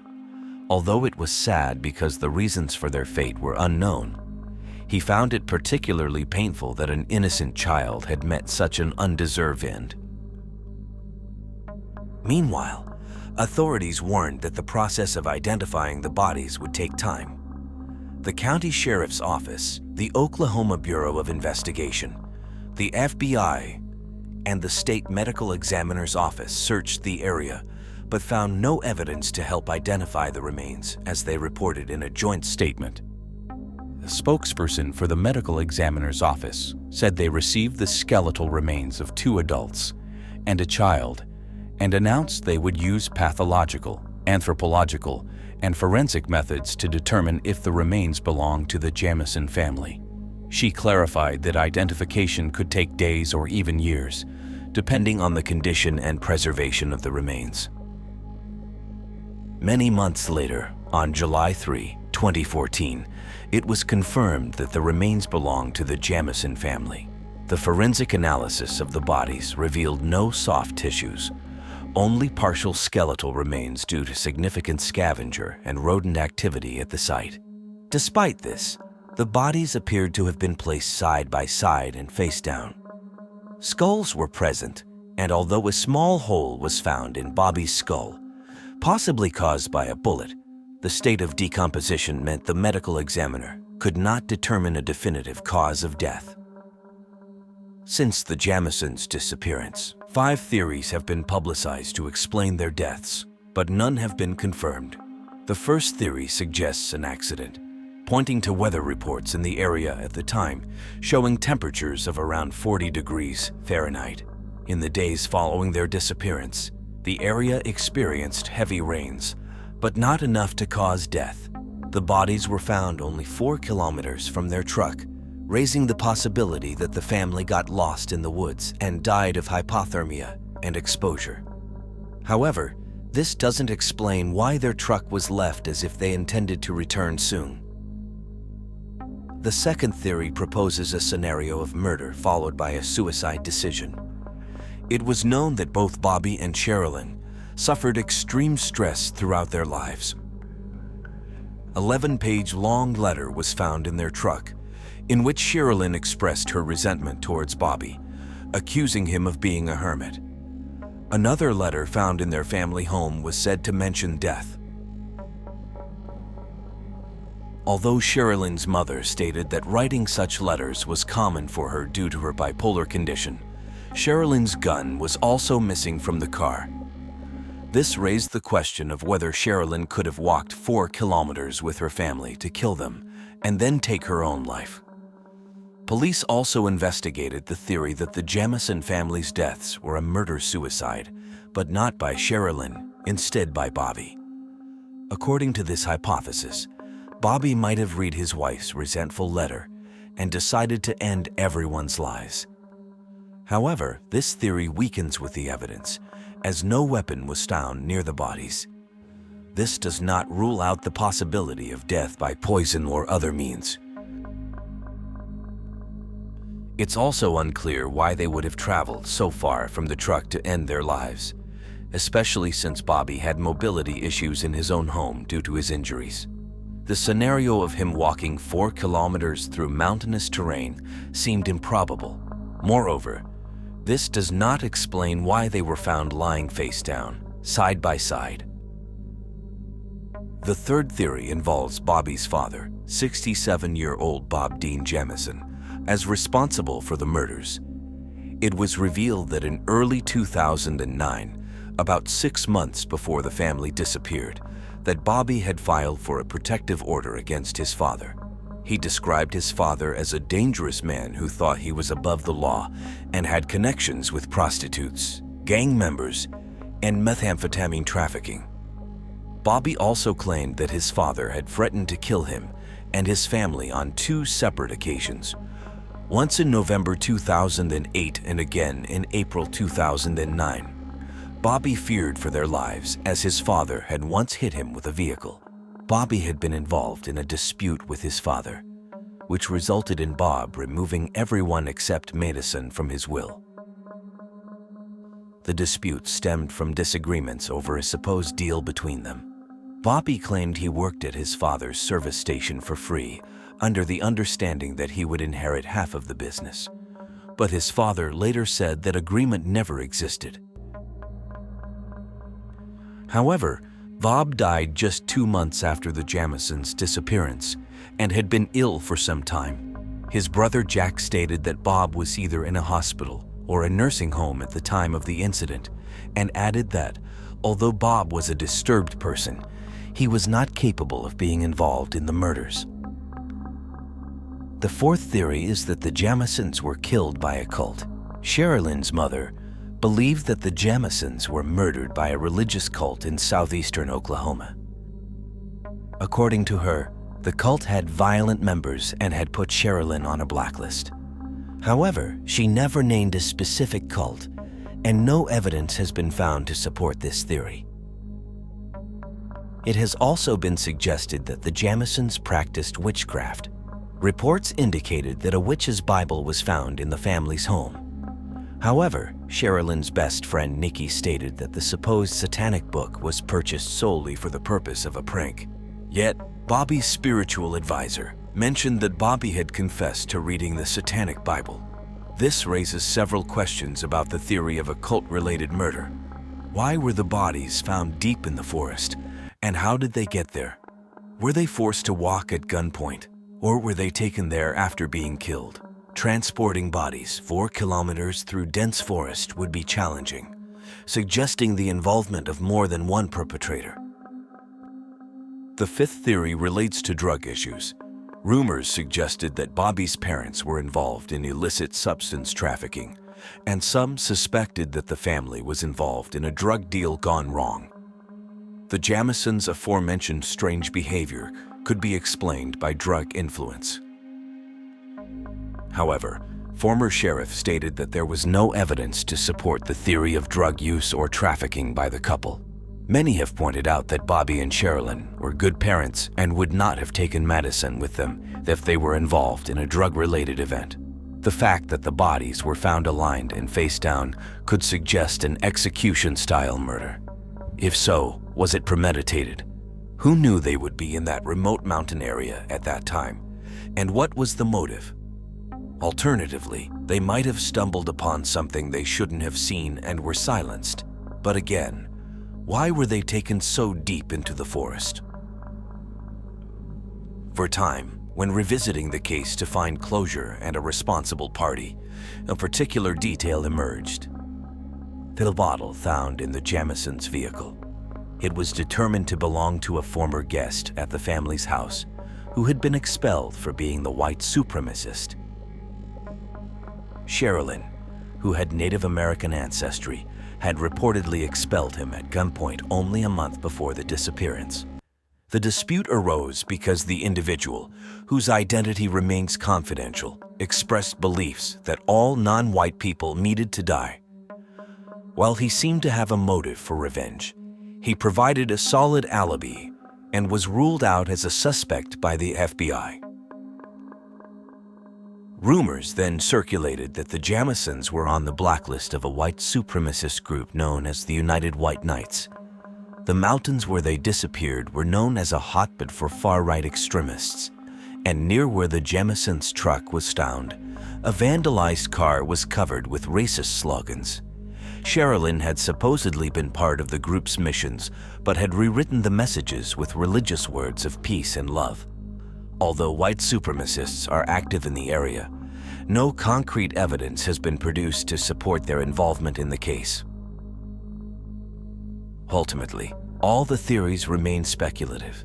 To this date, what happened to the Jamisons on October 8, 2009, remains unknown, and unless someone who knows the truth comes forward, it will continue to be an unresolved mystery with limitless theories but very few answers.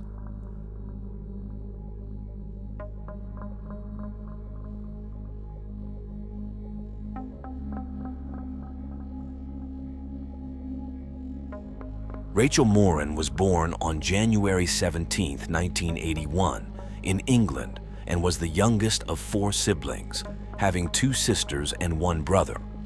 They all lived together in their hometown. From an early age, Rachel developed a keen interest in music and dance, particularly ballet.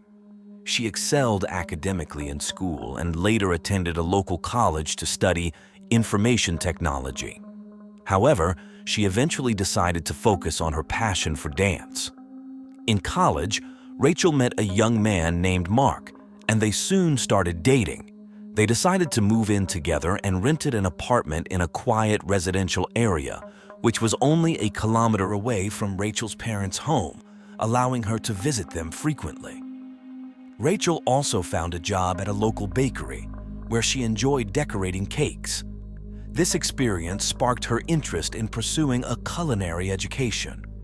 In December 2002, when Rachel was 21, she and Mark adopted 2 kittens. They were both very attentive to the pets, ensuring they were never left alone for long periods. As a result, Rachel and Mark always planned their activities to ensure someone was home to care for the animals. This included their New Year's Eve plans, where Mark was to visit his parents and return in the evening, while Rachel planned to go to a bar with her brother to celebrate. On the night of December 31st, Rachel met up with her brother, and they went to a bar, joined by some friends. After midnight, Rachel and her brother left the bar and arrived at their parents' house around 1:20 a.m. Before going to bed, Rachel decided to call Mark to check on him but found he was not home. She reached him on his mobile phone, and he informed her that he was at a party with friends.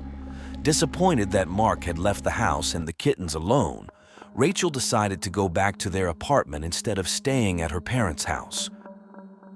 Her mother tried to dissuade her from leaving due to the late hour and concerns for her safety, even though the apartment was only a kilometer away. After a long discussion, Rachel left for home, promising to call her mother upon arrival. However, after waiting for about an hour and a half without receiving a call, Rachel's mother tried to reach her both on her mobile phone and at the apartment but got no response. Rachel Moran's mother grew increasingly worried when she could not reach her daughter, suspecting that Rachel might have gone to the party where her boyfriend was and hence was not answering the calls. After trying to contact her until 4:30 a.m., the mother decided to go to sleep. She woke up around 10 a.m. and found her husband on the phone, hoping he was talking to Rachel. However, it was their eldest daughter on the line, who had been unable to reach Rachel all morning and was very worried. Realizing that Rachel had not returned home, the family began to panic. They tried calling her again, and after some time, Mark answered. He was surprised when asked if Rachel was home, He said he had returned around 7 a.m. and found that Rachel wasn't there. Assuming she had stayed at her parents' house, he didn't think much of it and went to sleep. According to Mark, there were no signs that Rachel had been in the apartment. Her belongings were not there. The bed was as he left it, and the kittens had not been fed. This escalated the family's panic. The family called Rachel's friends and other relatives, but no one had seen her that night. Subsequently, Rachel's parents decided to inform the police. Although Rachel was almost 22 years old and the police might typically wait before starting a search for a missing adult, they decided to begin the search immediately in this case. They inspected her apartment and interviewed all her family members and friends. The police quickly ruled out the possibility that Rachel had left of her own free will, given her background and the accounts of her loved ones. During the investigation, Rachel's mother recalled a moment from the night Rachel disappeared. When Rachel was leaving for her apartment, they had a discussion literally at the doorstep, standing with the door open as her mother tried to convince her to stay. At one point, an unknown man passed by the street. Rachel's mother even considered asking him to accompany her daughter home, but decided against it. After receiving a basic description of the man seen near Rachel Moran's location, the police began searching for him as he was headed in the same direction as Rachel shortly after her departure. This individual might have witnessed something relevant. Police units were alerted while the search for other clues continued. Investigators started scrutinizing Mark, Rachel's boyfriend.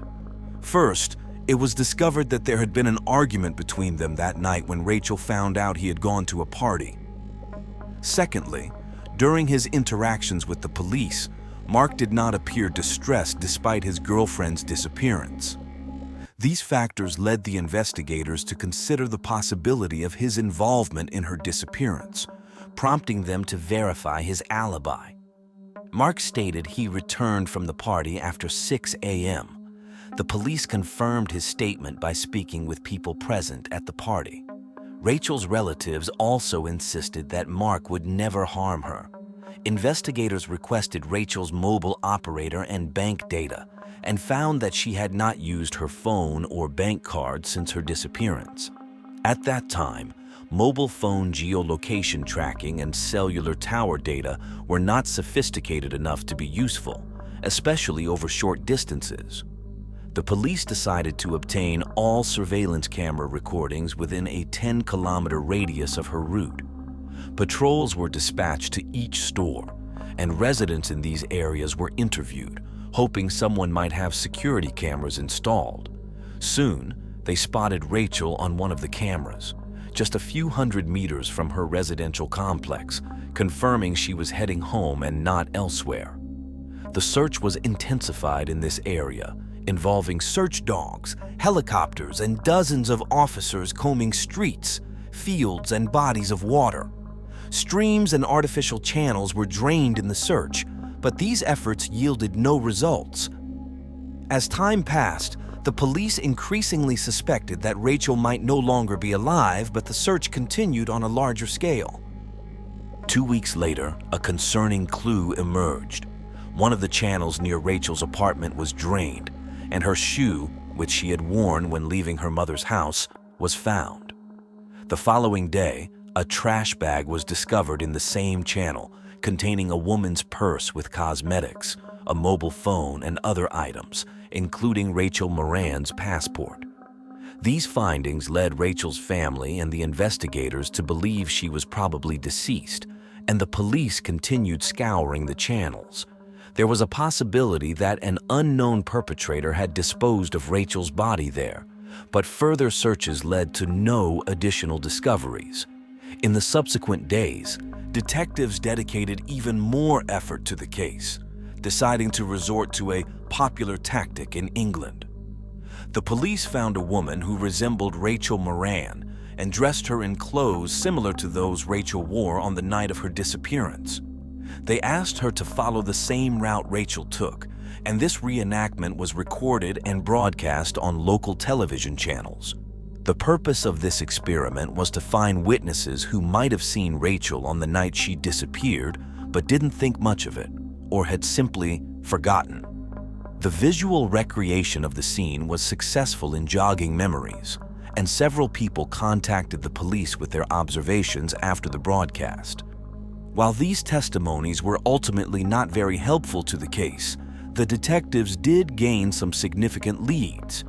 In addition to witnesses, owners of surveillance cameras in the area also approached the police.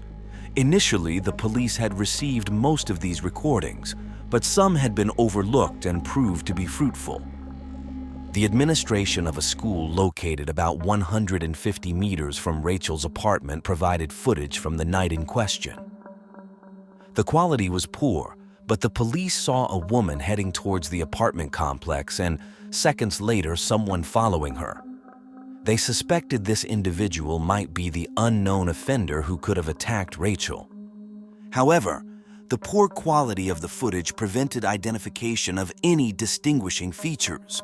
The police theorized that if the person responsible for Rachel's disappearance was this individual, they couldn't have transported her body too far without a car. They assumed the perpetrator lived in the area and decided to attempt to search every house within a 2-kilometer radius. This required residents' permission and considerable time, so over 100 officers were involved, knocking on doors and requesting to inspect properties. The search began on January 28th, with officers divided into groups, each accompanied by a specialist in property inspection. Hours into the search, one of the teams encountered something alarming at the last unit. The police were allowed inside by a man who answered the door, but initially found nothing suspicious. Before leaving, an officer noticed a small closet used for storing garbage, which was locked. The man couldn't recall where the key was, but eventually found it. When the officers opened the closet, they discovered numerous trash bags, empty boxes, and other objects. As they cleared the clutter, an officer noticed a human foot in one of the bags. Upon further inspection, they realized they had found the body of Rachel Moran. Wrapped in a blanket and tightly squeezed into the closet, which was very low, the officers were astounded at how the criminal managed to fit a human body in there. They immediately arrested the apartment owner, 23-year-old Michael Little, and his friend who was present during the visit. Little reacted calmly to his arrest, while his friend was shocked and confused about why they were being detained. After the arrest, the officers called the chief detective and waited for his arrival. They took Little's friend to the station while Little remained in the apartment with an officer, waiting for the next team. The officer decided to engage Little in conversation, and to his surprise, Little almost immediately began confessing in detail. Little expressed relief at being found, saying he had long wanted to tell someone.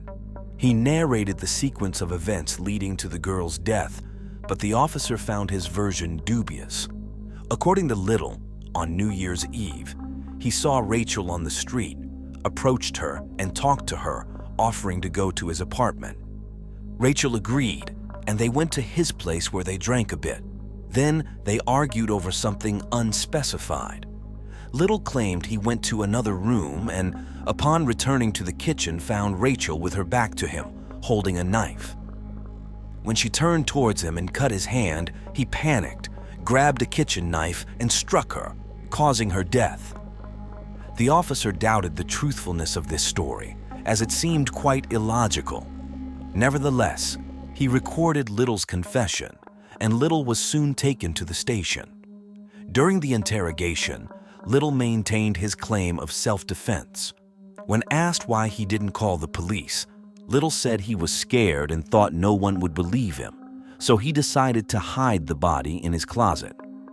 Further investigation into Little's background revealed a significant criminal history. From a young age, he was caught stealing and committing other minor offenses. He was expelled from school several times, failing to obtain even a basic education. Little barely worked, stayed at home, and consumed alcohol and drugs. His acquaintances mentioned that Little often fantasized about meeting different women. He once even claimed he was dating a very tall and beautiful blonde girl. Although Little's friends knew he was not actually in any relationship, this detail caught the detective's attention. Rachel matched the description of the type of woman Little often fantasized about, approximately the same height and blonde hair.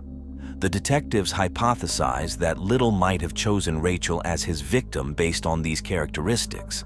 They also established that Rachel did not know Little, despite living on nearby streets. The investigators reconstructed the timeline of that night and found that Little had been with his friends on the evening of December 31st, preparing to celebrate the new year. However, Little left their company in a rage because the girl he was trying to flirt with had left with his friend. He then headed to another party and left shortly after midnight, following a route that intersected with Rachel's path. Upon reviewing all available facts, the detectives came to an alarming conclusion. They recalled the stranger who passed by Rachel and her mother while the latter was pleading with her daughter not to walk home alone. The police suspected that this man was Little, a theory indirectly confirmed by surveillance camera footage. The recording showed a man resembling Little passing by shortly before Rachel, and in a subsequent recording, an unknown man was seen walking behind her. If this man was Little, he must have stopped somewhere to wait for Rachel to pass and then began following her. This scenario contradicted Little's own story. Further contradictions emerged after medical experts presented their report. Rachel's body had 27 stab wounds inflicted with great force, and she had no defensive wounds, contrary to Little's claim of a fight between them. Additionally, some of the wounds were inflicted from behind and no cuts were found on Little's hands. These facts unequivocally indicated that his story did not match reality. Based on all the available data, the detectives formulated a more plausible version of events. On that night, Little, feeling spurned from being rejected at the first party, passed by Rachel's mother's house. Hearing part of their conversation, he understood that Rachel would be walking home alone. She fit the type of woman he fantasized about, so he decided to attack her or try to talk to her.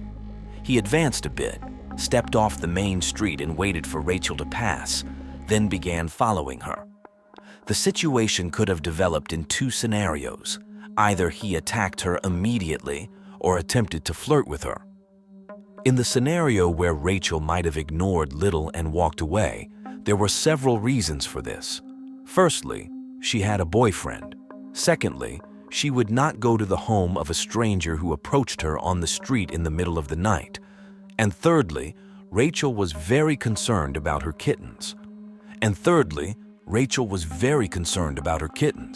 Upon learning that her boyfriend had left them alone all night, she was focused on getting home as quickly as possible. The most likely scenario was that Little attacked Rachel when she was close to her home and dragged her to his apartment.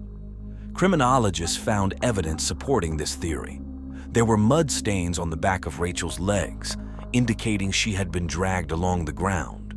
They also determined that the murder did not occur in the kitchen, but in the hallway, where most of the bloodstains were found and which the criminal tried to clean.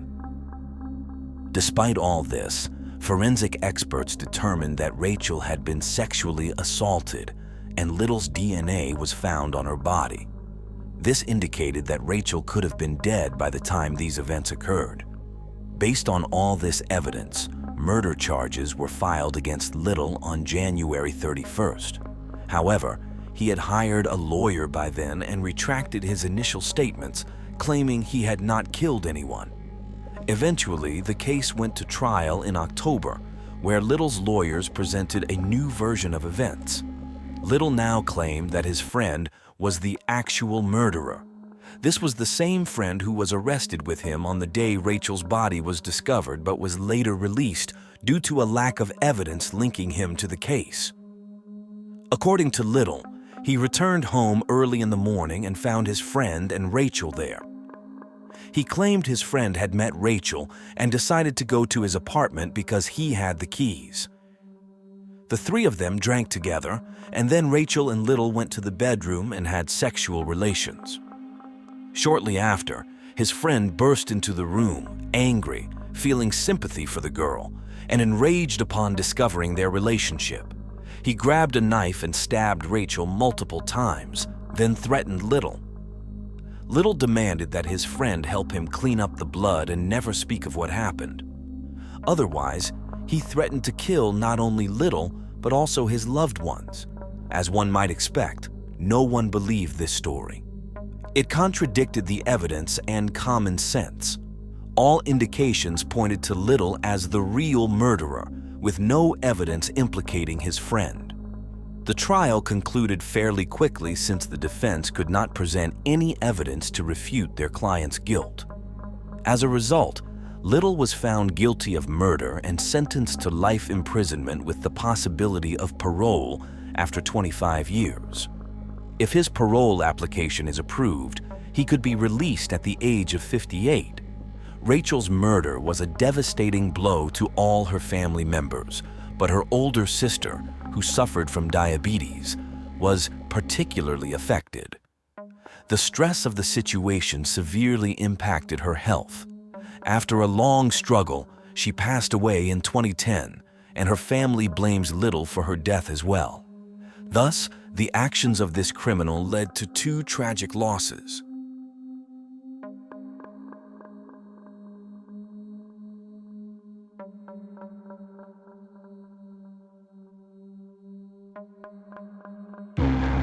Soni Millbrook was born on February 15, 1981 in Memphis, Tennessee, USA. She was the daughter of Christine Millbrook Bennett and had two sisters and three brothers, along with a large extended family. This close-knit environment allowed her to forge a special bond with her cousin Jenny. As she entered her teenage years, Soni became a popular student at her high school. In 1998, at just 17 years old and in the 8th grade, she met a man in his 20s named Lakeith Moody, with whom she soon began a relationship. Unfortunately, Lakeith was abusive, and his violent behavior left visible marks on Soni's body. Despite their tumultuous relationship, they had 4 children together, 3 girls and a boy named after his father. In 1999, Soni's mother noticed a bruise on her daughter's chest, which Soni tearfully admitted was caused by Lakeith. One of her friends also observed injuries, but Soni refused to report him. Lakeith was controlling and often tried to isolate her from friends and family. That same year, Soni moved into an apartment in the Fraser neighborhood of Memphis. One day, the apartment management notified her of a disturbance at her home. When she arrived, she found her apartment in disarray, furniture slashed, clothes missing, the television destroyed, food smeared on the walls, and personal hygiene products scattered everywhere, including down the stairs. Written on the mirror in red nail polish was the message, "Kiki loves you," Kiki being Lakeith's nickname. On October 31, 2000, Soni, her cousin Pamela, and Lakeith were at a bar called Mirage. During their time there, Lakeith slapped Soni and threw a drink in her face. Soni and Pamela left the bar and sat in the car where, according to Pamela, Soni was shaking and trembling. She asked Pamela to take her home before Lakeith arrived. Once home, Soni secured the door with locks and chains. An hour later, Lakeith arrived, yelling and banging on the door. Pamela only managed to get Lakeith to leave when she threatened to call the police. Once Soni calmed down, her cousin left her alone at home. However, later that evening, Pamela received a call informing her that Soni was in the hospital. Somehow, Lakeith had gained entry to the house. When Soni tried to end the relationship, he retaliated by tearing her clothes and beating her on the head, face, chest, arms, and between her thighs. She ended up with bruises all over her body, a loose tooth, and even lost consciousness as Lakeith Moody had choked her until she passed out. Not long after, Lakeith Moody found birth control pills in Soni's apartment and assaulted her again. The next morning, Soni called Pamela, asking for a ride to the hospital due to a miscarriage. By late 2008, at the age of 27, Soni was working at a Christian academy. She was a reliable employee who always arrived on time. Therefore, when she missed work or requested time off, it was usually for significant reasons. On one occasion, she called her employer to say she couldn't come in because her face was badly bruised and she didn't want the children to see her like that. Leslie granted her the day off. When Soni returned a few days later, her bruises were so severe that the director allowed her to wear sunglasses inside the academy. She confided in her boss about how her boyfriend had once chased her in his car, trying to force her off the road during the pursuit. Lakeith's violence wasn't limited to Soni and their children. In April 2008, he was found parked in an SUV with a firearm, despite being prohibited from possessing one as a convicted felon. He had already served 2 years in prison for theft and another 3 for drug possession with intent to sell. Despite Soni's efforts to distance herself from him, it was nearly impossible. The situation reached a critical point on October 6, 2008. That day, Soni did not show up at the academy. At 5 p.m., her boss received a text message from Soni stating that her boyfriend was holding her hostage in her own home and had been beating her all day. She then provided her address. The boss called the police, and 2 officers arrived at the residence. They knocked on the door, but it was locked from the inside and there was no response. They called the fire department, who broke down the door. When the officers entered, they saw Lakeith jumping out of an open window at the back of the apartment. Soni stood in a hallway, crying and unable to speak due to her distressed state. Her 4 children were with her, completing a heartbreaking scene. She was covered in bruises and scratches on her face and neck. Once she calmed down, Soni explained what had happened. She and Lakeith had started arguing and he refused to let her leave the house. She informed the officers that they didn't answer the door earlier because Lakeith wouldn't allow her or the children to go near it or the windows. She mentioned that Lakeith had hurt one of their children by grabbing him and had prevented her from taking him to the hospital. Soni detailed that her boyfriend had been physically and verbally abusing her, even tying a baby blanket around her neck and choking her until she lost consciousness. During the conflict, when the police arrived, Lakeith threatened to suffocate her again, promising that next time he would make sure to kill her. The officers searched the area but could not find Lakeith. Soni left the house with her children in her car. 3 days after this incident, she applied for a restraining order against Lakeith, fearing for her life and wanting to prevent any further contact with him. However, she missed the court hearing on October 23rd, and the protection order was never granted. Nearly 6 months later, on March 10th, 2009, Soni was still in contact with Lakeith. That day, he was supposed to pick up the children for a doctor's appointment, but instead he started a fight with Soni, accusing her of having a new boyfriend. The argument quickly escalated as he slapped her and pulled her hair. She managed to break free and ran out of the apartment with Lakeith yelling death threats after her. Lakeith didn't catch her, but instead grabbed their youngest child, an infant, and drove off at high speed. A police patrol, alerted to the domestic disturbance, arrived just as Lakeith was fleeing. The officers attempted to stop him, but he evaded them and escaped. By early 2010, 28-year-old Soni was studying at Southeast Tennessee Community College.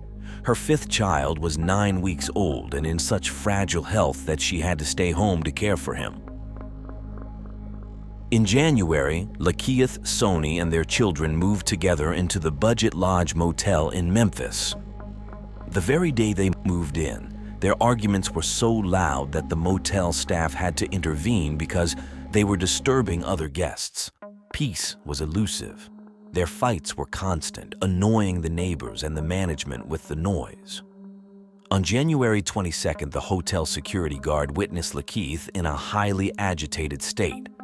He arrived at high speed in Soni's car and began shouting at her while she stood on the second-floor balcony with the children. In the heat of the argument, he threw a bag of groceries at her. The guard approached and told him they couldn't make so much noise or throw objects and that they needed to finish the argument inside their room. Lakeith simply told him to mind his own business. He locked the car and walked away, with the guard following him to a third-floor room not registered under anyone's name. Later, the guard asked Lakeith to hand over any hotel keys he had, and to his surprise, Lakeith had keys to 3 different rooms despite not being registered as a guest. The next day, the troubled couple moved with their children to room 222.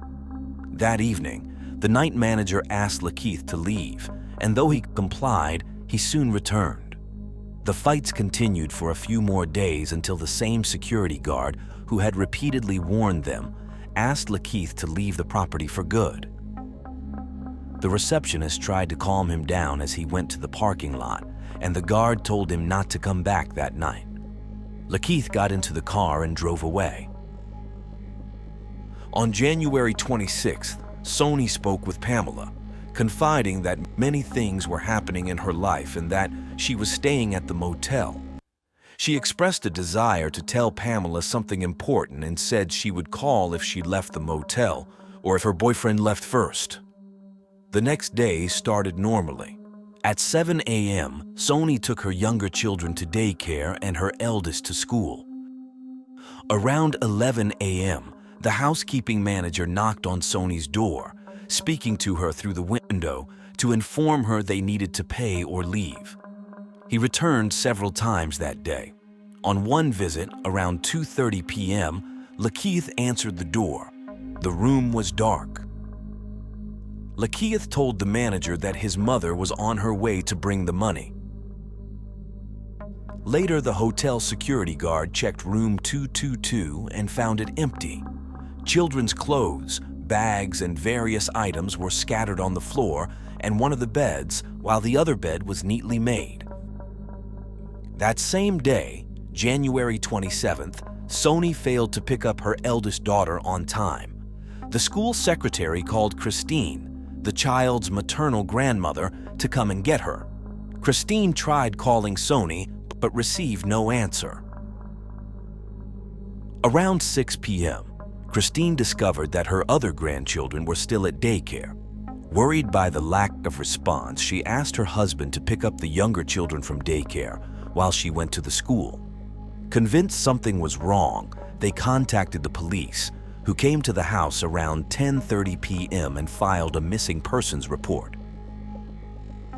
On January 28th, the housekeeping manager entered the now empty room 222 again. This time, he began cataloging and tagging the belongings left behind by the tenants who seemingly fled to avoid paying their bill. The room contained piles of clothes and a large garbage bag which were taken to the storage area.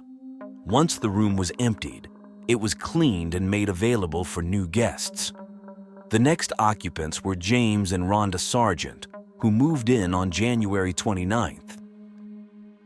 The new tenants noticed a foul odor and tried to mask it with incense, but it wasn't enough. They also noticed that the previous occupants had attempted to do the same, as they found scented tissues in the tiles and ceiling vents. The smell was particularly strong when someone sat on the bed. On January 29th, officers from the Memphis Police Department's Missing Persons Unit visited the hotel to inquire about Soni's whereabouts, as it was the last place she had been seen. However, they did not enter room 222. Lakeith was found on February 2nd and around 7 p.m. inside Soni's car parked at a shopping center. He was arrested for vehicle theft and held in police custody for 48 hours. That night, he was questioned about Soni's disappearance. He claimed the last time he saw her was on January 26. He explained that they met around 7 a.m. in the hotel parking lot after she returned from dropping off the children at school. They went into the room, were intimate, and then went back outside. He took Soni's car keys and left the hotel. Lakeith stated that Soni planned to use her social benefits and a school loan to buy a new car, so it wasn't a problem if he kept hers. He claimed he had been living in the car since January 26th. Investigators, however, discovered that he had actually been staying at another hotel. Additionally, it was unlikely he spent nights in the car due to the snow during that period. On February 3rd, a debit card with Soni's name and several recent purchase receipts were found inside the car. That same day, the police examined the clothes placed in storage at the hotel, hoping to find DNA or other evidence, but came up empty-handed. Adding to their frustrations, Lakeith had to be released due to insufficient evidence linking him to Soni's disappearance. Meanwhile, Soni's cousin and her mother endured the painful task of going to the hotel to collect Soni's belongings. Her cousin had a terrible premonition, but found nothing to support her feelings. On February 4th, the police visited Moody's uncle's house and found a DVD player from the hotel room in Soni's wallet. Moody had given these items to his cousin. The cousin told the police that Lakeith had borrowed the DVD player on January 24th, supposedly to watch a movie, and was driving a red car that day. A few days later, the cousin saw Lakeith again and asked why he hadn't picked up the children on January 27th, but Lakeith avoided the question. When he inquired about Soni's whereabouts, Lakeith left the DVD player and wallet in a bag and left the house. As the days passed, James and Rhonda Sargent requested to be moved from room 222 due to the persistent bad odor. With no other rooms available, they moved to another hotel. Subsequent guests in room 222 also complained about the foul smell. Despite numerous cleanings and a carpet wash in early February, the odor persisted, only slightly reduced for a few days. Soni's family, especially her children, were deeply affected by her absence. Their only hope was for Soni's safe return. On February 4th, homicide detectives visited the hotel. By then, the room had been occupied and cleaned at least 3 times. The detectives did not enter the room but asked the staff if they noticed anything unusual. All responded negatively. On February 7th, James and Rhonda returned to the hotel, changing rooms 3 times, including spending one night in room 222. The sergeants informed the management that the room still reeked of the unpleasant odor. In March, a more thorough cleaning was carried out, which included the carpets, bedding, bathroom curtains, and window drapes. To everyone's dismay, the smell not only persisted but intensified. The manager discussed the issue with the security guard, and during their conversation, they recalled that the former tenant, Soni, had disappeared at the end of January. The guard remembered the events from that time and suggested that the manager inspect room 222 for blood or cleaning agents. 10 minutes later, the manager returned and asked the guard to accompany him. What they discovered was shocking.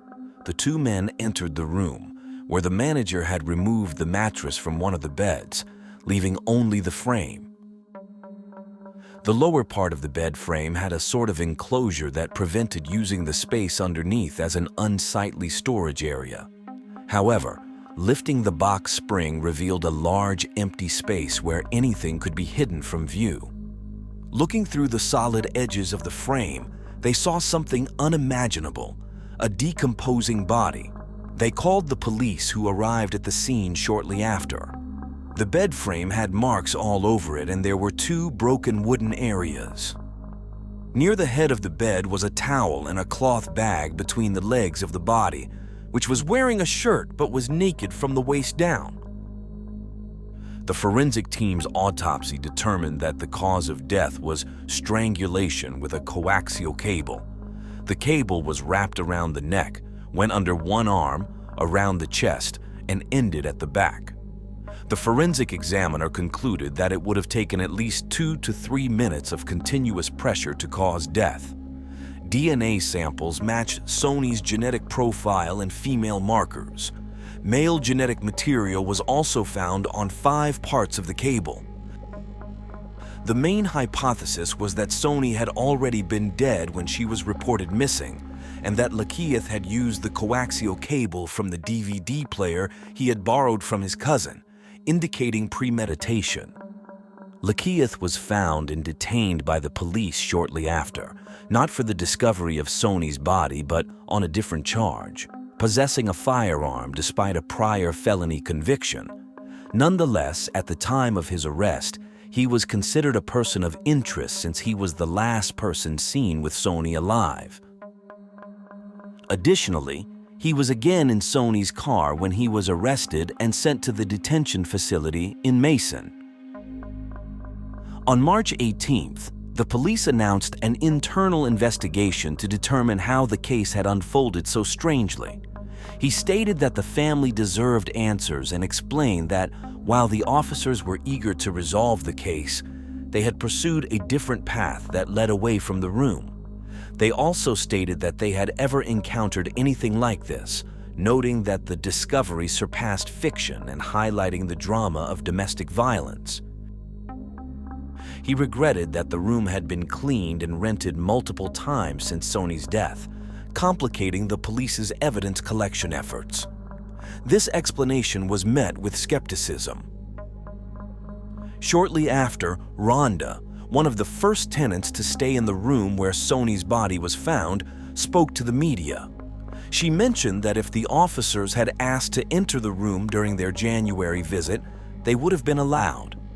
She reasoned that, unlike her and her husband, the officers should have recognized the smell of a decomposing body and found Sony much earlier. Finally, the time came to give Sony a loving and dignified farewell.